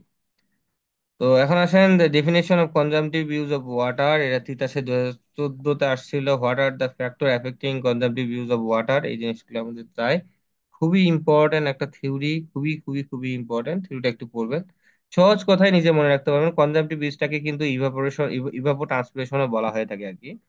এক কথায় উদ্ভিদ তার টিস্যু গঠনের জন্য যে পরিমাণের পানি, বিল্ডিং অফ দ্য টিস্যু, এই বিল্ডিং অফ দ্য টিস্যু গঠন করার জন্য ভূপৃষ্ঠ থেকে, আন্ডারগ্রাউন্ড থেকে যে পরিমাণে পানি সে ব্যবহার করে থাকে, সেটাকে মূলত, ওই পরিমাণে পানিটাকে সাধারণত মূলত কনজামটিভ ইউজ বলা হয়ে থাকে। এখানে এটাই বলছে যে total amount of water used by the plant in transpiration, the building of the plant tissue, etc., and evaporation from adjust the soil and or from plant leaves in any specific time, একটা নির্দিষ্ট সময়ের মধ্যে evaporation এবং ট্রান্সপিরেশনের কাজটা complete করার জন্য একটা উদ্ভিদ মানে মোট যতটুকু পানি ব্যবহার করে থাকে, সেটাকে মূলত আমরা বলতেছি কি মূলত কনজামটিভ ইউজ।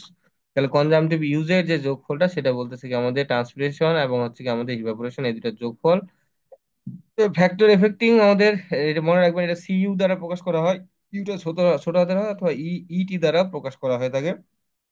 বিভিন্ন বইয়ে বিভিন্ন ভাবে এটা প্রকাশ করা হয় আর কি, হ্যাঁ। তো যে কোনো একটা প্রকাশ করলে যেন কনফিউশনে না আসেন, খেয়াল রাখবেন।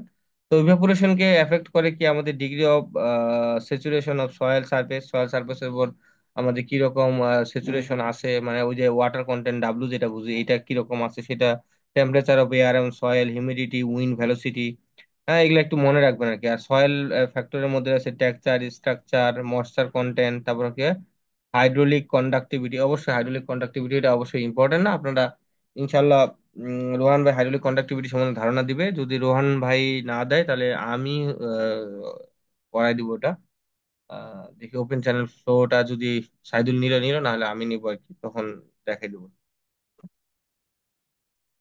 তো এখন আসেন, এখানে আরেকটা প্রশ্ন আছে ইম্পর্টেন্ট, সেটা হচ্ছে কি the name of different method, আমরা আসলে কিভাবে কনজামটিভ ইউজ ওয়াটারটা হিসাব করে থাকি। এটা হচ্ছে লেসিমিটারের মাধ্যমে, প্যান ইভাপোরেশন মেথড, এটা হচ্ছে সবচেয়ে ওল্ড একটা মেথড। প্যান ইভাপোরেশন মেথডের মধ্যে কি করা হয়, আমাদের এরকম একটা প্যান রোদের মধ্যে রেখে দেওয়া হয়। ঠিক আছে, রোদের মধ্যে রেখে দিয়ে আমাদের কি করা হয়, এটা নির্দিষ্ট লেভেল পর্যন্ত পানি দেওয়া হয়। তো আবার এটা হচ্ছে কি আমাদের তাপমাত্রা, সূর্যের তাপমাত্রা এখানে আসে, আসে, আবার পানিটা বাষ্পীভূত হয়। আবার কি হয়, যখন বাষ্পীভূত হয়ে যায়, ওই পানিটাকে আবার নতুন করে পানি অ্যাড করা হয়। অ্যাড করে আমাদের এইভাবে পুরো একদিন অথবা 2-3 দিন আমাদের একটা হিসাব রাখা হয় কতটুকু পানি এখানে আসলে আমাদের ইভাপোরেশন হয়ে গেল। এভাবে আসলে প্যান ইভাপোরেশন মেথডের মাধ্যমে ইভাপোরেশনের পরিমাণটা আমাদের হিসাব করা হয়। তারপর থিওরিটিক্যাল ইভাপোরেশন মেথড, এখানে বেশ কয়েকটা মেথড দেওয়া আছে। ফিল্ড ওয়াটার ব্যালেন্স মেথড, এই মেথডগুলো মনে রাখবেন।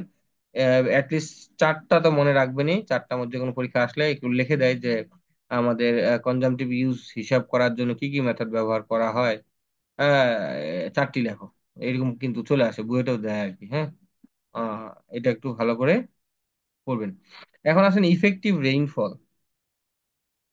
ইফেক্টিভ রেইনফল বলতে আমরা এখানে কি বুঝি? এখন ইফেক্টিভ রেইনফল কিন্তু আমরা হাইড্রোলজিতেও পড়ে আসছি। এখানে ইরিগেশনে ইফেক্টিভ রেইনফলটাকে একটু অন্যভাবে ওরা রিপ্রেজেন্ট করার চেষ্টা করতেছে বা অন্যভাবে বোঝানোর চেষ্টা করতেছে, জিনিস কিন্তু একটাই। কিন্তু এখানে আমরা ইফেক্টিভ রেইনফল বলতে ওখানে রান অফটাকে বুঝতাম, এখানে যেহেতু ইরিগেশনে, এখানে তো রান অফ নাই। এখানে কি হবে, আমাদের জমিতে কতটুকু পানি জমা হয়ে থাকে সেটাকে আমরা বুঝবো আর কি। কথাটা বুঝেন? আমরা হাইড্রোলজিতে ইফেক্টিভ রেইনফল বলতে কিন্তু আমরা এটা বুঝতাম যে কতটুকু রান অফ হচ্ছে, সেটা কিন্তু আমাদের ইফেক্টিভ রেইনফল ছিল। কিন্তু এইখানে ইফেক্টিভ রেইনফল বলতে আমরা আসলে কোন জিনিসটাকে বুঝবো? এখানে ইফেক্টিভ রেইনফল বলতে ওই যে আমরা জমিতে আলি দিয়ে না, আলি দেওয়ার পরে একটা নির্দিষ্ট লেভেল পর্যন্ত পানি যে জমা হয়ে থাকে, এই যতটুকু পানি জমা হয়ে থাকে সেই পানিটাকে বলা হচ্ছে এখানে ইফেক্টিভ রেইনফল। এখানে এটা বলতে effective rainfall is that part of participation falling during the growth period of the crop that available to meet the evapotranspiration need of the crop, অর্থাৎ ক্রপের evapotranspiration মিট করার জন্য যে পানিটা অ্যাভেলেবল থাকে সেটাকে মূলত আমাদের এখানে ইফেক্টিভ রেইনফল বোঝাচ্ছে। তো এখানে আর বলতে প্রিসিপিটেশন বা বৃষ্টিপাত, পি ও পি দ্বারা প্রকাশ করতে পারেন। আর এখানে আর এফ যেটা, এটা তো হচ্ছে রান অফটা বের হয়ে চলে যাবে। আমি ওই জন্য আগে বলছিলাম এখানে দুইটা জিনিস আলাদা, মানে মিনিং, নামটা একরকম কিন্তু মিনিংটা কিন্তু ভিন্ন, দুইটার ক্ষেত্রে মিনিংটা ভিন্ন আর কি, এটা মাথায় রাখবেন। মাইনাস হচ্ছে কি আমাদের এখানে ডিএফ। ডিএফ হচ্ছে ডিপ পার্কুলেশন, অর্থাৎ আমি আমি যে পরিমাণের পানি, এই যে আমাদের জমি আছে এই জমিতে যে পরিমাণের পানি আমি সাপ্লাই দিলাম, এই সাপ্লাই দেওয়ার ফলে আমাদের কিছু পরিমাণের পানি আমাদের রান অফ হয়ে যাবে, যেটা আমাদের ইভাপো ট্রান্সপিরেশনে কাজে দিবে না। কিছু পরিমাণে পানি আমার ডিপ পার্কুলেশন হয়ে যাবে, সেটা রুট জোন থেকে নিচে চলে যাবে, যেটা গাছ তার খাদ্য গ্রহণের বা ইভাপো ট্রান্সপিরেশনের জন্য ইউজ করতে পারবে না। ওই দুইটা পানি বাদ দেওয়ার পর যে পানিটা রুট জোনে জমা হয়ে থাকবে এবং সরাসরি ডিরেক্টলি অ্যাভেলেবেল বা রেডিলি অ্যাভেলেবেল একটা উদ্ভিদের জন্য খাদ্য প্রক্রিয়াকরণের জন্য ব্যবহার হয়ে থাকে, সেটাই এখানে ইফেক্টিভ রেইনফল হিসেবে ধরা হচ্ছে আর কি। খেয়াল রাখতে হবে এই কথাটা। এখন আসেন, এখানে কয়েকটা টার্ম আছে, এই টার্মগুলো আমাদের জেনে রাখা খুবই দরকার, কারণ এখান থেকে আহ, অঙ্ক কম আসলেও ডেফিনেশনটা 100% আসে, ডেফিনেশন গুলো মানে বারবার আসে আর কি, বিভিন্ন পরীক্ষাতে আসে। বিশেষ করে রিটেন টাইপের যে প্রশ্নগুলা, মানে বুয়েটের বাইরে হয়, সেগুলাতে এই ধরনের সংজ্ঞাগুলো বেশি থাকে। তারপর বুয়েটেও যদি ওয়াটার, মানে আমাদের ওয়াটার বোর্ডের পরীক্ষা হয়, ওয়াসার পরীক্ষা হয়, ওয়ারপোর পরীক্ষা হয়, এগুলাতে এই ধরনের সংজ্ঞাগুলো আমাদের সাধারণত দিয়ে থাকে আর কি। তো এগুলো একটু আমরা বুঝে পড়ার চেষ্টা করি বা যেন মনে থাকে আর কি। তো বলছে এখানে কনজামটিভ ইউজের মধ্যে আমাদের জিনিসটা বুঝবেন যে আমরা একদম ফিল্ড থেকে সোর্স পর্যন্ত যাব। এখানে যে কয়েকটা আমরা ইউজের কথা ব্যবহার করব একটা জমিতে, আমি কতটুকু, মানে এইটা মানে এই কনজাম ইউজ মানে কি, কনজামটিভ ইউজ ওয়াটার বলতে কি বোঝায়, তার যেহেতু তার উদ্ভিদের জন্য ব্যবহার করতে হবে তাহলে করবে, তাহলে ওর ব্যবহারের জন্য যতটুকু পানি দরকার সেই পানিটা যেন অ্যাট এনি হাও আমাদের ফিল্ডে থাকে, সেটা এনশিওর করতে হবে। এখন ওটা যদি এনশিওর করতে চাই, তাহলে আমাদের আদার লসেস গুলো আছে, এই লসেস গুলাকে আমাকে কি করতে হবে, ডেলিভার করতে হবে। মানে আমাদের ফিল্ডে আমাদের সাপ্লাইটা এমন ভাবে দিতে হবে যাতে আমাদের লসেস গুলা হওয়ার পরেও আমাদের কনজামটিভ ইউজের জন্য যেটুকু পানি দরকার ফিল্ডে যেন আমার এটুকু থাকে। এই বিষয়গুলো কিন্তু ধাপে ধাপে এখানে আসবে, এই জিনিসটা একটু খেয়াল করবো। দেখেন আমরা কিভাবে ফিল্ড থেকে সোর্সের দিকে যাচ্ছে, এটা এখানে ক্লিয়ার হওয়া যায় আর কি। তো বলছে কনজামটিভ ইরিগেশন রিকোয়ারমেন্ট মানে আমি তো আগে বলছি টিস্যু গঠনের জন্য যে পানিটা দরকার বা ইভাপো ট্রান্সপিরেশনের জন্য যে পানিটা দরকার, সেই পানিটাকে এখানে বোঝাচ্ছে। তার মানে আমরা এটাকে সিআইআর দিয়ে যদি প্রকাশ করি, তাহলে আমি টোটাল কনজামটিভ বীজের জন্য যে পানিটা দিয়েছিলাম সেখান থেকে আমাদের যে ইফেক্টিভ রেইনফল আছে, মানে বিষয়টা এইভাবে বুঝেন যে আমি একটা উদ্ভিদের কনজামটিভ ইউজের জন্য এতটুকু পানি দরকার, কনজামটিভ ইউজের জন্য এতটুকু পানি দরকার, এই যে এই পর্যন্ত পানি দরকার। ঠিক আছে। তো এখন আমি যেহেতু এখানে কি করব, ইরিগেশন করব, পানি দিব, তো যে কোনো একটা কারণে এই পর্যন্ত বৃষ্টিপাত হয়ে গেছে, এই পর্যন্ত এই অংশটুকু আমাদের বৃষ্টিপাত হয়ে গেছে, এটা হচ্ছে আমাদের রেইনফল। আর বলতে পারি এটা হচ্ছে আমাদের রেইনফল। তাহলে এখন আমাকে বলেন যে আমি কি এখনো এই কনজামটিভ ইউজের জন্য যে পানিটুকু দরকার সেইটুকুই সাপ্লাই করব নাকি তার থেকে কম করব? বলেন, কথাটা বোঝার চেষ্টা করেন। একটা জমিতে কনজামটিভ, একটা উদ্ভিদের কনজামটিভ বীজের জন্য এতটুকু পানি দরকার আমার। তো এই পানিটার, এই এতটুকু পানি বলতে এই লেভেল পর্যন্ত পানি। তো এখন আসেন এইখানে আমাদের কোনো কারণে রেইনফল হইলো, এই পর্যন্ত আমাদের রেইনফল হয়ে গেল, তাহলে কি আমি জমিতে যেটা আমাদের কনজামটিভ ইরিগেশন, মানে কনজামটিভের জন্য যতটুকু আমাকে ইরিগেশন করতে হবে, যতটুকু ইরিগেশন করা প্রয়োজন, সেটা কি আমি টোটালটাই ইরিগেশন করব, নাকি যেটা রেইনফল হয়ে গেছে সেটা ইরিগেশন করব না, কোনটা বলেন তো? কেউ কি বুঝেন না আমার কথাটা? ভাই হচ্ছে রেনফল তো বাদ দিয়ে ইরিগেশন করতে হবে। রাইট। আমাদের যেটুকু রেইনফল হয়ে গেছে, এই যে রেইনফল যে আমার হইলো, এইটুকু পানি তো আর আমার ইরিগেশন করার দরকার নাই। এখানে আমাদের কথা, এটা দেখেন এখানে কি লেখা আছে, কনজামটিভ ইরিগেশন রিকোয়ারমেন্ট, কনজামটিভ এর জন্য আমি কতটুকু ইরিগেশন করব, কতটুকু প্রয়োজন সেটা বের করতে। আমার কনজামটিভ ইউজের পানি দরকার ছিল কত, ধরেন যে 20 ঘনমিটার পানি দরকার ছিল, বৃষ্টিপাত হয়েছে 6 ঘনমিটার, তাহলে কি আমি এখনো 20 ঘনমিটার পানি দিব একটা উদ্ভিদকে? তার ক্রপ পিরিয়ডে বড় হওয়ার জন্য একদম শেষ পর্যন্ত যাওয়ার জন্য 20 ঘনমিটার পানি দরকার। তার মধ্যে 6 ঘনমিটার বৃষ্টিপাত হয়ে গেছে, কিন্তু আমি এখনো কি 20 ঘনমিটার সাপ্লাই দিব, না 14 ঘনমিটার সাপ্লাই দিব? অবশ্যই 14 ঘনমিটার আমি ইরিগেশন করব, তাই না? জি ভাই। জি ভাই। তো এই জিনিসটা এখানে বোঝানো হচ্ছে আর কি, যে আমাদের যে কনজামটিভ ইউজটা আছে, এই কনজামটিভ ইউজ থেকে আমরা ইরিগেশন, যদি আমাদের রেইনফল হয় তাহলে রেইনফলটা বাদ দিলে আমরা কনজামটিভ ইরিগেশন রিকোয়ারমেন্টটা পাবো। কনজামটিভ ইরিগেশন রিকোয়ারমেন্টটা আমরা পেয়ে যাবো আর কি। সবসময় খেয়াল রাখবো, কনজামটিভ ইরিগেশন রিকোয়ারমেন্ট মানে কনজামটিভ ইউজ থেকে যেটা বৃষ্টিপাত হবে, এই বৃষ্টিপাতটা বাদ দেওয়ার পরে যে অংশটা পাবো বা যেটা থাকবে সেটুকুই আমাদের, বা যতটুকু প্রয়োজন সেটুকু আমাকে কি করতে হবে, জমিতে সাপ্লাই করতে হবে বা ডিসচার্জ দিতে হবে আর কি। আচ্ছা, এখন আসেন, পরে একটা আসতেছে আমাদের কি কি বলা হচ্ছে এটাকে, নেট ইরিগেশন রিকোয়ারমেন্ট। এখন আমরা কোথায় ছিলাম? ফিল্ডে কনজামটিভ ইউজের জন্য ছিলাম। তাহলে এখন আমরা যাচ্ছি নেট ইরিগেশন রিকোয়ারমেন্ট। এখন নেট ইরিগেশন রিকোয়ারমেন্ট বলতে কি বোঝাচ্ছে আমাদের, বুঝবেন বিষয়টা। তো আমাদের এই যে একটা উদ্ভিদ ছিল, এই উদ্ভিদে আমরা এতক্ষণ পর্যন্ত যেখানে ছিলাম সেটা কনজামটিভ ইউজ, মানে এই টিস্যু গঠনের জন্য উদ্ভিদ যে পানিটা ব্যবহার করছিল সেটাকে বুঝছিলাম। কিন্তু যখন নেট ইরিগেশন রিকোয়ারমেন্ট চলে আসবে, তখন এখানে একটা বিষয় কনসিডার করতে হবে। সেটা হচ্ছে কি আসলে আমাদের, সেটা হচ্ছে ওই যে সেদিন বললাম যে এরকম সল্ট থাকতে পারে, সল্ট থাকতে পারে পানির ভিতরে, সল্ট, এরকম সল্ট থাকতে পারে। যদি এরকম সল্ট থাকে, তখন এই সল্ট গুলা কি করে একটা মেমব্রেন তৈরি করে ফেলবে এবং পানি নিচের দিকে যাইতে দিবে না, তখন উদ্ভিদ তার প্রয়োজনীয় পানি পাবে না। তখন আমরা কি করি, একটা নির্দিষ্ট লেভেল পর্যন্ত পানি এই ফিল্ডে সাপ্লাই করে থাকি। যে পানিটা কি করে, এই লবণটার সাথে দ্রবীভূত হয়ে যায়, লবণটা এই পানির সাথে দ্রবীভূত হয়ে যায়। দ্রবীভূত হয়ে এই পানিটা নিচের দিকে আবার চলে যায়, কাকে সহ, এই লবণকে নিয়ে আমাদের নিচের দিকে চলে যায়। যে এই যে প্রসেসটা, সেটাকে বলা হচ্ছে লিচিং। এটাকে বলতে হচ্ছে লিচিং। ভাই তার এই মানে পানি সহ তো লবণ বাইরে গেলেও এটা লিসিং হয় না? আমরা এখানে দেখেন, আমি বলছিলাম লিচিং দুই ভাবে করা হয়। একটা হচ্ছে কি, কাল গত ক্লাসে বলছিলাম লিচিং দুই ভাবে করা হয়। একটা হচ্ছে কি আমাদের ওটাকে বের করে দেওয়া হয়, আর একটাকে যেটাকে আমরা বলি সে মানে হচ্ছে কি ওটা দ্রবীভূত করে নিচের দিকেই দিয়ে দেওয়া হয়, দুই ভাবে করা হয়। জি ভাই, জি তো ভাই। এইখানে যে লিচিংটা কনসিডার করতেছে আমরা নিট ইরিগেশন রিকোয়ারমেন্টের জন্য, সেটা হচ্ছে এটাকে আমরা ডিপ পার্কুলেশন করে দিচ্ছি বা নিচের দিকে তো দিয়ে দিচ্ছি, কারণ পানিটাকে আমি আবদ্ধ করে রাখছি, বের হওয়ার সুযোগ নাই। চারদিকে এরকম করে কি দেওয়া আছে, আমাদের আইল দেওয়া আছে, আমাদের দিকে আইল বলে, আপনারা যে কি বলেন জানি না। এই যে আইল দেওয়া আছে, তার পানি তো বের হবে না, পানিটাকে এখন এইটা যে লবণটা ইয়া হয়ে গেল, সলুবল হয়ে গেল, এটা কি করবে, নিচের দিকে তো যাবে। আমরা এটাকে কনসিডার করতেছি, ঠিক আছে। জি ভাই। আচ্ছা, এখন আসেন, কি হলো তাহলে আমাদের এখানে, একটু আগে যেটা ছিল আমাদের নিট, সরি, কনজামটিভ ইরিগেশন রিকোয়ারমেন্ট ছিল, সেটা কিভাবে আসছিল আমাদের, কনজামটিভ ইউজ থেকে বৃষ্টিপাত যেটা হয়েছে, রেইনফলটা আমি বাদ দিছিলাম। এখন এইটার সাথে অতিরিক্ত কি যোগ হলো, এটার সাথে যুক্ত হলো হচ্ছে আমাদের লিচিং রিকোয়ারমেন্ট। এটার সাথে অতিরিক্ত হিসেবে যোগ হলো leaching requirement. Net irrigation requirement বলতে এখানে যেটাকে ওনারা ডেফিনেশন ডিফাইন করতেছে আর কি, সেটাকে কি বলতেছে, it is the amount of irrigation water required in order to meet the evapotranspiration needed of the crop as well as other needed such as leaching। মানে আমাদের তার ইভাপোট্রান্সপিরেশন হওয়ার জন্য যে পরিমাণে পানি দরকার, সেই পানির সাথে আমাদের আদার্স ভাবে আমাদের আর কি যোগ করা হচ্ছে, এখানে লিচিং রিকোয়ারমেন্টটা যোগ করা হচ্ছে। তার মানে এখানে নিট ইরিগেশন রিকোয়ারমেন্ট মানে, নিট ইরিগেশন রিকোয়ারমেন্ট মানে আমরা যেটা বুঝতেছি, আমাদের কনজামটিভ ইরিগেশন রিকোয়ারমেন্ট প্লাস হচ্ছে কি ওয়াটার লসেস, এই ওয়াটার লসেস মানে হচ্ছে লিচিং, লিচিংটাকে বোঝাচ্ছে, লিচিং রিকোয়ারমেন্টটাকে বোঝাচ্ছে। আর এইটা মানে তো আমরা একটু আগে বললাম কি, সিইউ মাইনাস আরই, এখানে সিইউ মাইনাস আরইটা বসে দিল, সাথে হচ্ছে লিচিং রিকোয়ারমেন্টের যে পানিটা আছে সেই পানিটা এখানে যোগ করলো।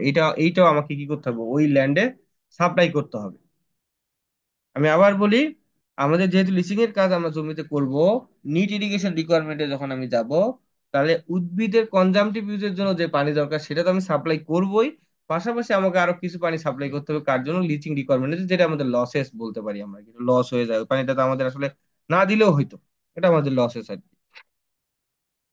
তারপর এখন আসেন, তার মানে আমরা এখন পর্যন্ত খেয়াল করেন, আমরা এখন পর্যন্ত এই জমির ভিতরেই আছি, এখনো আমরা জমির ভিতরে নিয়ে কাজ করতেছি আর উদ্ভিদের আশেপাশে ঘোরাঘুরি করতেছি। এখন আমরা আসলাম ফিল্ড ইরিগেশন রিকোয়ারমেন্ট। এখন আসলে আমরা কিসে, আমরা field irrigation requirement. Field irrigation requirement বলতে আমরা আসলে কি বুঝতেছি? তো এখানে কি বলছে, it is the amount of water required to the applied to the field. মানে এটা হচ্ছে ফিল্ডে কতটুকু পানি আমাদের অ্যাপ্লাই করতে হবে সেটা পরিমাণটাকে এখানে ফিল্ড ইরিগেশন রিকোয়ারমেন্ট হিসাবে ডিফাইন করতেছে। তার মানে এখন আমরা ফিল্ডে যেটা অ্যাপ্লাই করি সেটা কোথা থেকে দিই আমরা? Water source, sorry, water course, water course, water course, অথবা যেটাকে বলি আছে আমরা আউটলেট। আউটলেট, এই আউটলেট দিয়ে দিই, অর্থাৎ এখানে যে পানিটা আমরা সাপ্লাই দিব। আমরা এখন পর্যন্ত যেখানে ছিলাম আমরা সেটা কোথায় ছিলাম? আমরা এই জায়গাটার আশেপাশে ঘুরতেছিলাম, অর্থাৎ ফিল্ডের ভিতরেই ছিলাম। এখন আমরা চলে আসলাম ফিল্ডের একটু বাইরে, ওয়াটার কোর্সে চলে আসলাম, যেটাকে আমরা বলছি ফিল্ড ইরিগেশন রিকোয়ারমেন্ট। এই ফিল্ড ইরিগেশন রিকোয়ারমেন্টে আমাদের কি কি আছে? আমাদের এক এক ধরনের লস আছে, সেটা হচ্ছে ওয়াটার অ্যাপ্লিকেশন লস। আমরা ওয়াটার অ্যাপ্লিকেশন লস বলতে কি বুঝতেছি? ওই যে মানে আমাদের যে চ্যানেলটা আছে বা ক্যানেলটা আছে, এই ক্যানেল দিয়ে আমাদের কি হতে পারে, বিভিন্ন ভাবে লস, সিপেজ হতে পারে, ইভাপোরেশন হতে পারে, এভাবে বিভিন্ন ভাবে আমাদের লস হতে পারে। ঠিক আছে? এই লসটুকুকে কনসিডার করে আমাদের ফিল্ডে পানিটাকে দিতে হয় আর কি। তো এখন আসেন, তাহলে এখানে ফিল্ড ইরিগেশন রিকোয়ারমেন্ট বলতে কি বোঝাচ্ছে? নিট ইরিগেশন রিকোয়ারমেন্টের মাধ্যমে এই ওয়াটার অ্যাপ্লিকেশন যে লসটা আছে সেটা যোগ করতে হবে। এখন আসেন, এখানে নতুন কিছু একটা দেখতেছেন, এটা খুবই খুবই ইম্পর্টেন্ট, এটা এরপরের চ্যাপ্টারে খুবই খুবই ইম্পর্টেন্ট। নতুন কিছু একটা দেখতেছেন, এটা আসলে কি? এখানে অ্যাপ্লিকেশন ইফিসিয়েন্সিটা কিভাবে আসলো?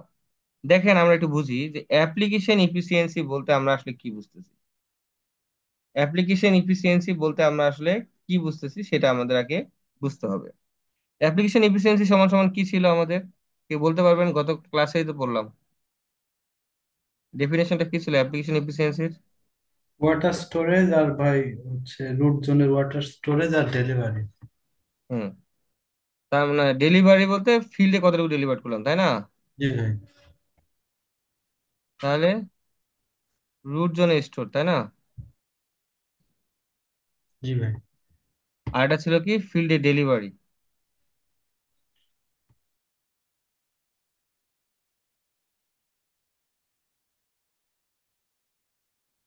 Delivery to field. ঠিক আছে? তো এখন আসেন, আমাদের এখানে কি বুঝেন যে আমরা একটু আগে যেটা করলাম, যেটা পড়লাম, এটা বুঝেন। নিট ইরিগেশন রিকোয়ারমেন্ট বলতে কোনটা ছিল? আমাদের এই ফিল্ডের ভিতরে যা ছিল সেটাই নিট ইরিগেশন রিকোয়ারমেন্ট ছিল। তাও ফিল্ড ইরিগেশন রিকোয়ারমেন্ট মানে আমরা ওয়াটার কোর্স দিয়ে যে পানিটা দিচ্ছি সেটা হচ্ছে ফিল্ড ইরিগেশন রিকোয়ারমেন্ট, তাই তো? তাহলে এখন আসেন, এই যে এইখানে যে পানিটা আছে এই পানিটা তো কি হবে? রুটে গিয়ে জমা হবে না? এই যে নিট ইরিগেশন রিকোয়ারমেন্টের মধ্যে যে পানিটা আছে সেই পানিটা কোথায় যায় জমা হবে? অবশ্যই রুট জোন। আমাদের রুটে যায় জমা হবে। তার মানে যে রুট জোন স্টোর যেটাকে বুঝতেছে সেটা হচ্ছে কি? NIR। আর এখানে কি ডেলিভার টু ফিল্ড মানে কোনটা? এখানে ওয়াটার কোর্সে যে পানিটা ছিল সেটা তো ডেলিভার টু ফিল্ড ছিল। তার মানে কি হলো এখানে? এটা আমরা লিখতে পারি FIR। এখানে হচ্ছে আমাদের ইটা এ। তার মানে এই যে FIR equal to NIR divided by এটা, এইভাবেও লেখা যায়, এটা এইভাবে আর কি নিয়ে আসছে ওনারা। এখন আসেন পরে,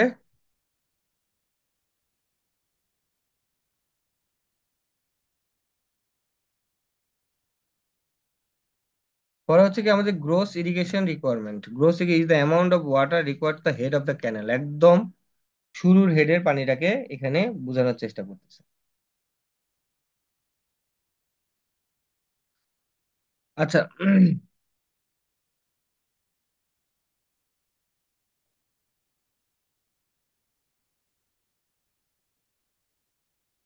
ওই গত চিত্রটা আমরা একটু আবার একটু আঁকি।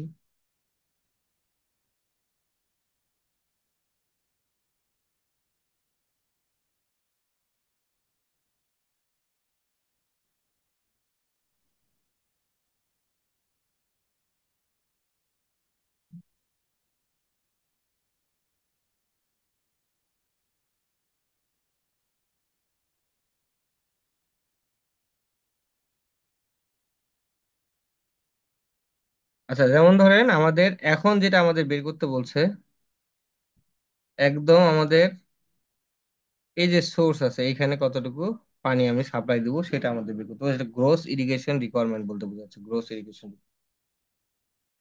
তো আমরা এখানে জিনিসটাকে একদম ক্লিয়ার কনসেপ্টে বোঝার চেষ্টা করি। ধরেন যে এটা একটা উদ্ভিদ, এখানে আমাদের ওয়াটার সাপ্লাই দিতে হবে। এখন এই উদ্ভিদের কনজাম্পটিভ ইউজের জন্য দরকার 60 cubic metre. Leaching and others requirement, other losses মানে সব ধরনের লসেস গুলোর জন্য আমাদের পানি চলে গেছে 40 ঘনমিটার। তার মানে আমাদের ঠিক এইখানে কত সাপ্লাই দিতে হবে বলেন তো? এখানে কত সাপ্লাই দিতে হবে? 100 ভাই। 100, রাইট। তাহলে এখানে আমাদের টোটাল সাপ্লাই দিতে হবে 100, কারণ আমাদের কনজামটিভ ইউজের জন্য এটা, লিচিং থেকে আদার্স যে রিকোয়ারমেন্ট আছে সেগুলোর জন্য আমাদের চলে যাচ্ছে 40। রান অফ হতে পারে, সিপেজ হতে পারে, বিভিন্ন লসেস, ইভাপোরেশন লসেস গুলো। এইটা কিন্তু এই জায়গার মধ্যে, এইদিকে কিন্তু না, এই যে এই জায়গার কথাটা খেয়াল বোঝার চেষ্টা করবেন। এটা হচ্ছে এই ফিল্ডের জায়গার মধ্যে, আমি এই যে এই অংশটুকুর মধ্যে জিনিসটা বোঝাচ্ছি। এখানে আমাদের 100 ঘনমিটার লাগবে। তো তাহলে এটা হচ্ছে কি আমাদের, এই 100টা হচ্ছে ফিল্ডে আমি কতটুকু সাপ্লাই দিলাম,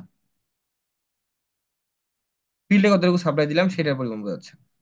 এখন আসেন আমাদের এই যে বাকি যে আমাদের ইয়াগুলো আছে, এগুলাতে তো আমাদের লসেস হবে, আমরা দেখছিলাম না যে লসেস হয়, ডিটির মধ্যে দেখছিলাম লসেস হলো। তো এখানে ধরে যে আমাদের 20, সবগুলা মিলে 20 ঘনমিটার লসেস হচ্ছে। তাহলে আমাদের এখানে সাপ্লাই দিতে হবে কত? 120 ভাই। রাইট, 120 সাপ্লাই দিতে হবে। তাহলে এই যে 120 যে সাপ্লাই দিলাম, এটাকে বলতেছে গ্রোস ইরিগেশন রিকোয়ারমেন্ট। এটাকে বলছে গ্রোস ইরিগেশন রিকোয়ারমেন্ট, যেটা হচ্ছে কনভিয়েন্স লসেস যেটা আছে, এই লসেস গুলো কনসিডার করে, ফিল্ডের রিকোয়ারমেন্ট গুলো কনসিডার করে, সবকিছু কনসিডার করে আমি আমার সোর্স থেকে যে পরিমাণের পানি ওই জমিতে শস্য আবাদের জন্য সাপ্লাই করব, সেই পানিটাকে গ্রোস ইরিগেশন রিকোয়ারমেন্ট হিসাবে কনসিডার করা হচ্ছে। এখন আসেন, এইখানে যে ঘটনাটা ঘটে গেছে, এখানেও এরকম একটা ইফিসিয়েন্সি যেটা আসছে, কনভিয়েন্স ইফিসিয়েন্সিটা এখানে, কনভিয়েন্স লস ইফিসিয়েন্সি এখানে চলে আসছে। তো এখানে এইটা মানে আমরা আসলে কি জানতাম? একটা হচ্ছে আমি ফিল্ডে কতটুকু সাপ্লাই দিলাম, ডেলিভার টু ফিল্ড,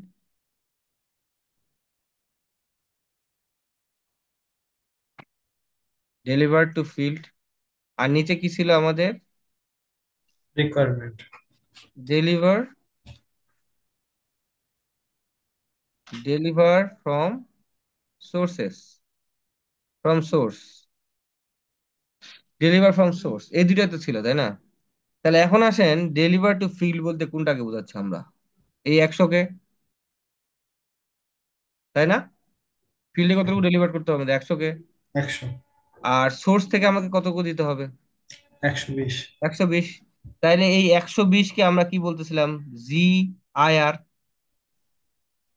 আর ফিল্ডে যে 100 দিলাম ওটা কি এফ আই আর বলছিলাম। তাইলে আমরা কনভিয়েন্স ইফিসিয়েন্সি সমান সমান আমরা অবশ্যই লিখতে পারি F I R divided by G I R. এই হচ্ছে এখান থেকে এই মানে রিলেশনটা লেখছে আর কি। মানে ওখানে যেটা জিনিসকে বোঝাচ্ছিল এখানে ওই সেম জিনিসেই চলে আসছে। এই হচ্ছে আমাদের মোটামুটি কনজামটিভ ইউজের যে প্রসেস গুলা, এই প্রসেস গুলা এখানে মানে যে তিনটা চারটা আছে, ডেফিনেশন গুলো খুবই খুবই ইম্পর্টেন্ট, এই ডেফিনেশন গুলো মনে রাখবেন।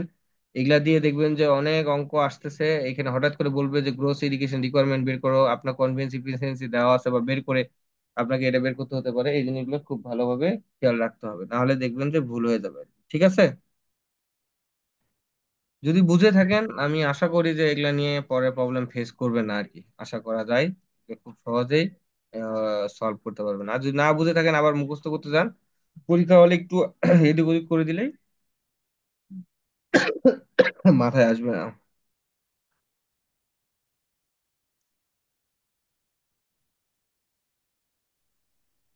আচ্ছা, এখানে কনজামটিভ ইউজের একটা মেথড নিয়ে আলোচনা করা হয়েছে, এটাও আসলে তেমন ইম্পর্টেন্ট না, লেস ইম্পর্টেন্ট একটা জিনিস। জাস্ট একটা অঙ্ক দেখে রাখলে ওটা পরবর্তীতে কাজে দিবে আর কি।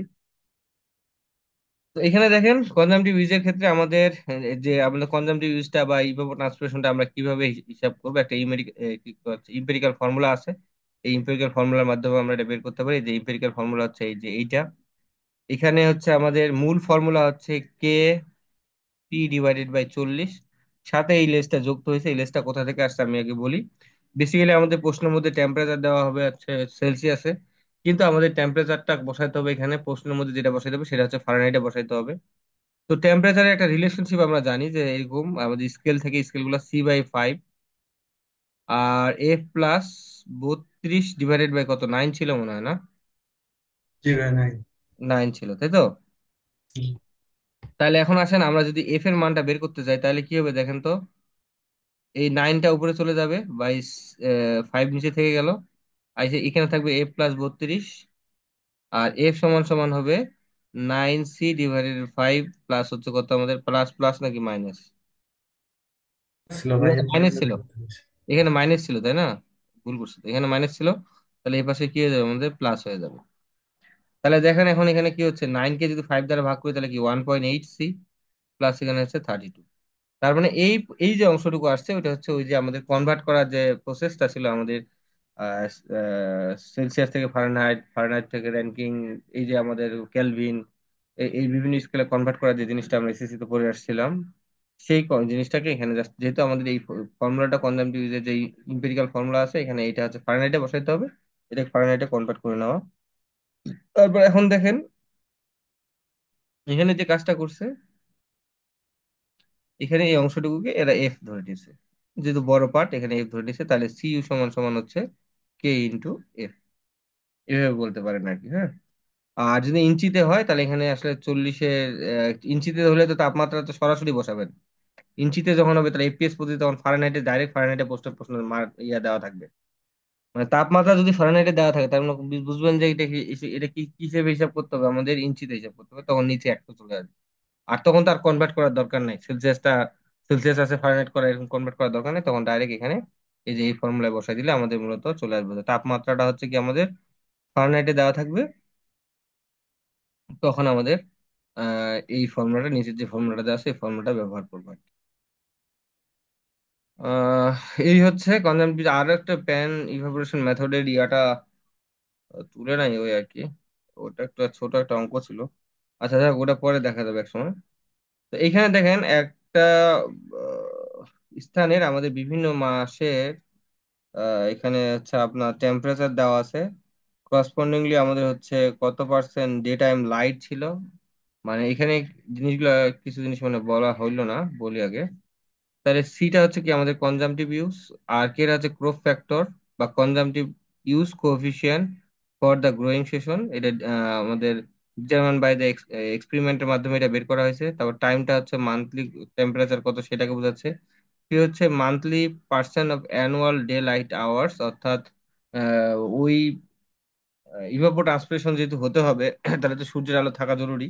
তো কতক্ষণ আমাদের সূর্যের আলো ছিল সেই টাইমটাকে বা ওই টাইমটাকে আমাদের মূলত এখানে পি হিসাবে কনসিডার করা হচ্ছে আর কি। মানে ধরেন যে 24 ঘন্টার মধ্যে কতক্ষণ ডে লাইট ছিল, সূর্য ছিল, সেই জিনিসটাকে মানে সূর্যের আলোটা প্রখর ভাবে ছিল ওই বছরে, এটা অ্যাভারেজ একটা ইয়া করে আহ, মানে ডাটা বা একটা মাসকে অ্যাভারেজ করে ওই ডাটাটাকে কনসিডার করা হয় যে এত আওয়ার ডে লাইট ছিল আর কি। ওই টাইমটাকে এখানে পি হিসাবে কনসিডার করা হচ্ছে আর কি।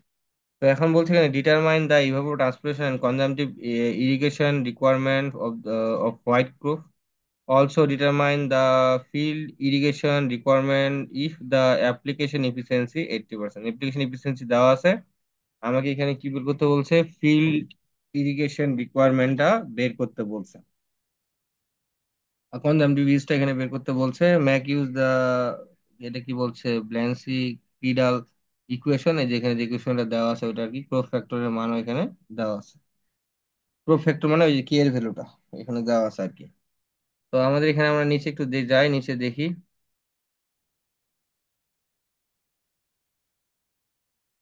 কোন কোন মাস দেওয়া আছে। নভেম্বর, ডিসেম্বর, জানুয়ারি এবং ফেব্রুয়ারি, চারটা মাস দেওয়া আছে, ওই বরাবর তাপমাত্রা কত ছিল ওইটা দেওয়া আছে।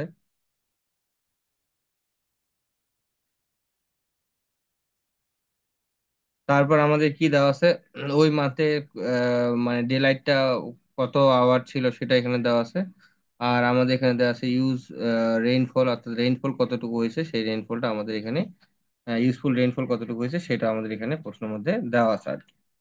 এখন দেখি আমাদের কনজামটিভ ইউজটা আমাদের বের করতে বলছে। তো এখন আমাদের দেখেন এই যে ফর্মুলাটা যে আমরা যেটা পড়লাম, সেখানে আমরা এফটাকে কিন্তু এই যে এই ফাংশনটা আছে এই ফাংশনটাকে পুরোটাকে, এই ফাংশনটা পুরোটাকে আমরা এফ ধরে নিছি। তো এখন এখানে সিইউ কনজামটিভ ইউজ অর্থাৎ সেশন একটা যে এরকম বিভিন্ন সময় দেওয়া থাকে, তাহলে আমাদের এইটাকে আমাদের যে বিভিন্ন মাসগুলো দেওয়া আছে আমাদের তো ওই একটা নির্দিষ্ট টাইম ফ্রেমের মানটা বের করব, ওই নির্দিষ্ট টাইম ফ্রেমের মানটা বের করতে হলে আমাকে এটার সামেশনটা লাগবে, অর্থাৎ আমাদের এফ যেটা আছে ফ্রিকোয়েন্সি আছে, এটা মূলত আমাদের সামেশনটা নিতে হবে। তার মানে প্রত্যেকটা জন্য আলাদা আলাদা করে বের করে পরে ফাইনালি আমরা যোগ করে এখানে বসাই দিলে আমাদের ওই ওই যে ফসলের যে ক্রপ পিরিয়ডটা ছিল ওই ক্রপ পিরিয়ডে কতটুকু কনজাম্পটিভ ইউজ হয়েছে তার ওই উদ্ভিদ দ্বারা সেটা আমাদের বের হয়ে আসবে আর কি। তাহলে এখন আসেন আমরা এখানে এফটা বের করবো। তাহলে এখন আসেন আমরা এখানে যেটা করছি মূলত প্রথমে, সেটা হচ্ছে আমাদের তাপমাত্রা দেওয়া আছে, এই ডে ডে আর লাইটও দেওয়া আছে, রেইনফল দেওয়া আছে। তো আমরা যেটা করলাম সেটা হচ্ছে কি আমাদের মূলত আমাদের এই এফটা বের করলাম। এফটা কেমনে বের করবো, এই যে পি এর মান আমাদের ডে লাইট আওয়ার দেওয়া আছে, টি টি তাপমাত্রা সেলসিয়াসে দেওয়া আছে, এনে বসাই দিলাম আমাদের এখানে এফ এর মানটা আসলো। এখন সবগুলা যোগ করলে ফ্রিকোয়েন্সিটা চলে আসলো। আর এখানে সবগুলা যোগ করলে এই যেমন হচ্ছে নভেম্বর মাসে এতটুকু বৃষ্টিপাত হয়েছে, ডিসেম্বর এতটুকু হয়েছে, জানুয়ারিতে এতটুকু হয়েছে, আমাদের ফেব্রুয়ারিতে এতটুকু হয়েছে, যোগ করলে আমাদের এখানে টোটাল রেইনফলটা আমাদের চলে আসলো। এখন আমরা এখানে কনজামটিভ ইউজটা বের করলাম। দেখেন কনজামটিভ ইউজ বের করলাম, এই যে আমাদের ফ্যাক্টরটা গুণ করে দিলাম, আমাদের কনজামটিভ ইউজ আসলো। তার মানে এখন আমি যদি হিসাব করি যে আমাদের এই যে একটা জায়গা ছিল এখানে কনজামটিভ ইউজের যে ডেপথটা সেটা হচ্ছে 34 সেন্টিমিটার।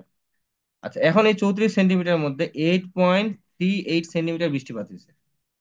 তাহলে এইটা তো আমার আর ইরিগেশন করার দরকার নাই। অর্থাৎ আমি যদি সিআইআর অর্থাৎ কনজামটিভ ইরিগেশন রিকোয়ারমেন্ট বের করতে চাই, তাহলে তো আমাকে এটাকে বাদ দিয়ে দিতে হবে। আমাদের 8 সেন্টিমিটার কি হয়েছে, বৃষ্টিপাত হয়েছে। আট 8 সেন্টিমিটার বৃষ্টিপাত হয়েছে, তার আমাদের ইরিগেশন করতে হবে কতটুকু, আমাদের এইটুকু ইরিগেশন করতে হবে। তাহলে 34 থেকে আমি 8 বাদ দিব, বাদ দিলে যেটা পাবো সেটা হচ্ছে আমাদের এই যে দেখেন, এখানে দেখেন কনজামটিভ ইরিগেশন রিকোয়ারমেন্ট, আমরা এই যে 34 থেকে 8 বাদ দিলাম, তাহলে আমাদের এটা চলে আসবে। এখন আসেন আমাদের, আমরা আমাদের ফিল্ড ইরিগেশন রিকোয়ারমেন্ট বের করতে বলছে। তো ফিল্ড ইরিগেশন রিকোয়ারমেন্ট থেকে আমরা যে ইয়াটা পড়লাম, যে যে অ্যাপ্লিকেশন এফিসিয়েন্সি আছে এফআইআর সমান সমান আমরা পড়লাম এনআইআর ডিভাইডেড বাই এটা এ পড়লাম। এখন আমাদের এখানে কি পাইলাম, আমরা সিআইআর টা পাইলাম। তো এনআরআইআর বের করতে হবে। এনআইআর সমান সমান কি ছিল, সিআইআর এর সাথে কি যোগ করা হয়তো আমাদের লসেস, বলে কোনটা লিচিং এর যে লসেসটা ছিল সেটা। তো এখানে কি কোথাও লিচিং এর কোনো কিছু দেওয়া আছে, লিচিং এর কোনো কিছু দেওয়া নেই। তো লিচিং এর কোনো কিছু যদি দেওয়া না থাকে, তাহলে সিআইআর যেটা এনআইআর একই জিনিস, দুইটাই সেম জিনিস। তাহলে আমরা যেখানে আহ, পরবর্তীতে পরবর্তীতে আমরা এই জিনিসটাই করছি যে সিআইআর আর এনআইআর দুইটা হচ্ছে আমাদের মূলত সেম, যেহেতু আলাদা লসেস দেওয়া নাই। তাহলে আমরা এখন এখানে ইফিসিয়েন্সি দিয়ে ভাগ করলে ফিল্ড ইরিগেশন রিকোয়ারমেন্টটা চলে আসবে। এই হচ্ছে আপনাদের কনজামটিভ ইউজের, এইটা নিয়ে সবচেয়ে বেশি ইম্পর্টেন্ট অঙ্কগুলো পাবেন এরপরে আর কি, এখন না। এরপরে যেগুলো দেওয়া আছে আর এখানে যে দুই তিনটা অঙ্ক দেওয়া আছে এগুলা সেম, এগুলা আপনারা একটু কষ্ট করে করবেন, অবশ্যই করবেন, না হলে পরের চ্যাপ্টারটা খুবই যেহেতু ইম্পর্টেন্ট, এই যে আমাদের হচ্ছে সয়েল ময়েশ্চার ইরিগেশন রিলেশনশিপ যেটা, এটা মোস্ট ইম্পর্টেন্ট একটা অধ্যায়, মোস্ট ইম্পর্টেন্ট অধ্যায় আর কি। তো এইটা যদি আপনি পড়তে চান তাহলে আপনাকে এইগুলা এই পর্যন্ত যা বললেন এইটা সম্বন্ধে আপনাকে খুবই খুবই ভালো একটা ধারণা রাখতে হবে। তাহলে আপনি দেখবেন যে, এবং কি আমি যেভাবে ফিগার আঁকে আঁকে পড়াইলাম, যখন অঙ্ক করবেন তখন ফিগার ফিগার আঁকে আঁকে করার চেষ্টা করবেন, বোঝার চেষ্টা করবেন। তাহলে পরের চ্যাপ্টারটা যখন আপনি শুরু করবেন তখন দেখবেন যে আপনার পড়ে মজা পাওয়া যাচ্ছে, বা আপনার জিনিসগুলো আর ওই যে অঙ্ক প্র্যাকটিস করে মনে রাখা হচ্ছে না, মানে রাখা লাগবে না, ধোঁয়াশাও লাগবে না। সহজ অঙ্কগুলো আপনি দেখলেই পড়লেই আপনার মাথায় চলে আসবে যে এটাতে আসলে কি করতে হবে। তো এই পর্যন্ত হচ্ছে আজকের পড়াশোনা। কারো কোনো প্রশ্ন থাকলে করতে পারেন। প্রশ্ন নাই ভাই। ঠিক আছে, আল্লাহ হাফেজ, পরের ক্লাসে ভাই দেখা হবে। স্কার্পের পার্টটাও দিয়ে দিয়েন। হ্যাঁ হ্যাঁ, দিয়ে দিব, সমস্যা নেই, দুইটা দিয়ে দিচ্ছি এখনই। ঠিক আছে, আল্লাহ হাফেজ।